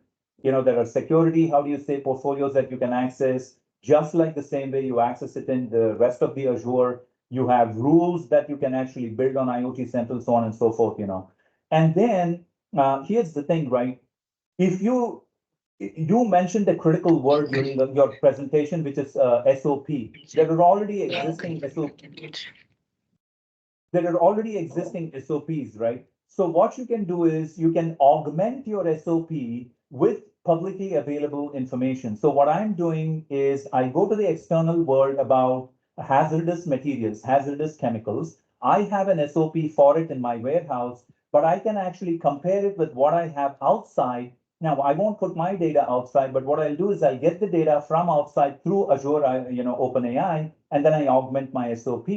And that may be related to IoT as well, right? When the temperature goes beyond like 30 degrees, but is within 50 degrees, there is an SOP. If the temperature goes above 50 degrees, there's a different SOP. So those things I can actually augment by looking at Azure OpenAI. And the beautiful thing about Azure OpenAI is that it doesn't send my data to the US. It brings the LLMs to me so that I can just use the, it's like, and it's not like, ChatGPT where OpenAI literally takes your data and trains, on it. It's not like that, right? So you are, fairly secure from that standpoint, and you can build all of these solutions together. Does that kind of give you some ideas, Samad? I mean, Thank you, Sanju. Yes, it is. Kindly do connect, sir. We can have a bigger discussion. There are fantastic people at Microsoft. Adil's master. There's another person called Karthik on the data and AI side, and he's a master with AI, with all the LLMs, and then what do you call Azure Data Lakes and so on and so forth. So you can pick his brains as well. And on the frontline worker side, there's a whole team there that actually manages frontline workers and Microsoft Copilot. So you bring all this together. So kindly let me know. Would be awesome to talk in. Thank you very much. Yeah. Thank you. Yeah, Danny, go ahead, sir. Hey, hi, Sanjeev. So maybe 7 years ago, I built a IoT prototype using AWS, right? So I assume, for Azure, over the years has also definitely doing well in cloud. So comparing the two technologies broadly, the advantage of Azure over AWS was today. So, from an IoT to IoT standpoint itself, there is a fair bit of innovation on digital twins, how do you say, bringing 3D models into Azure IoT Central and sort of like mimicking a factory digitally and then having different viewpoints on that 3D model. So what you just saw was a 2D image, right? I could literally bring a 3D model from my SolidWorks, lay it out there, and then build the whole thing out, right? So that is something that Azure IoT has actually, been working on. The other thing is basically the ease of integrations, right? I don't have to go to different places and different teams in the enterprise environment to construct everything. The integrations, as you just saw, is super, super simple to do, right? And that makes the journey, how do you say? Integrations are a cop-out, right? They're basically a cop-out. For me, it is just the IoT, Azure IoT on a standalone basis is so fantastic, Thanks, Sanjeev. Yeah. Okay, thank you, Sanjeev. And I think people are hungry also. It's already too late. Okay, Yeah. so in that note, and few people will leave actually because of the interest of the time, and along with that, people who are leaving, we want to give the goodies actually whatever we have. So yeah, I'm inviting Amanda to sum up. Maybe you and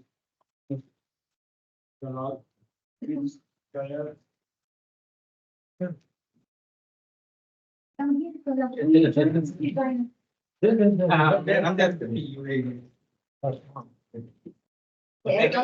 you, Amanda. Thank you. Yeah. Thank you so much. Oh my gosh. Thank you.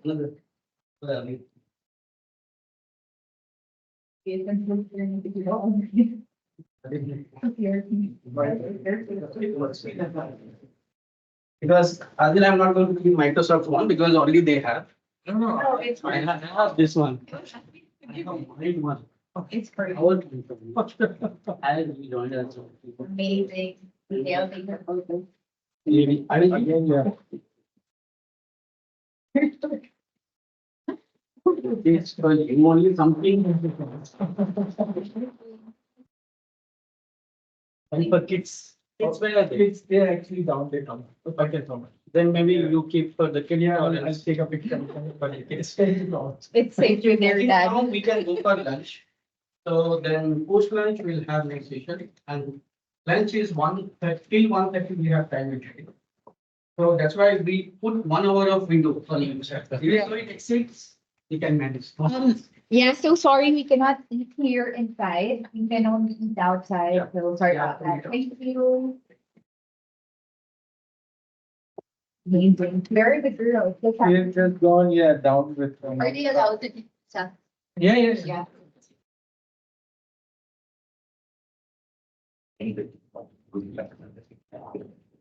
Yeah. Thank you.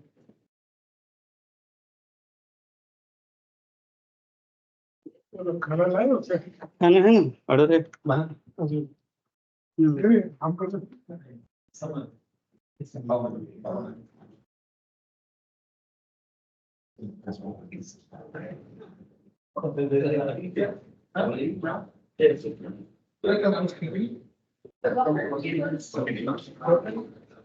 Oh, EV solution. My session was in the afternoon.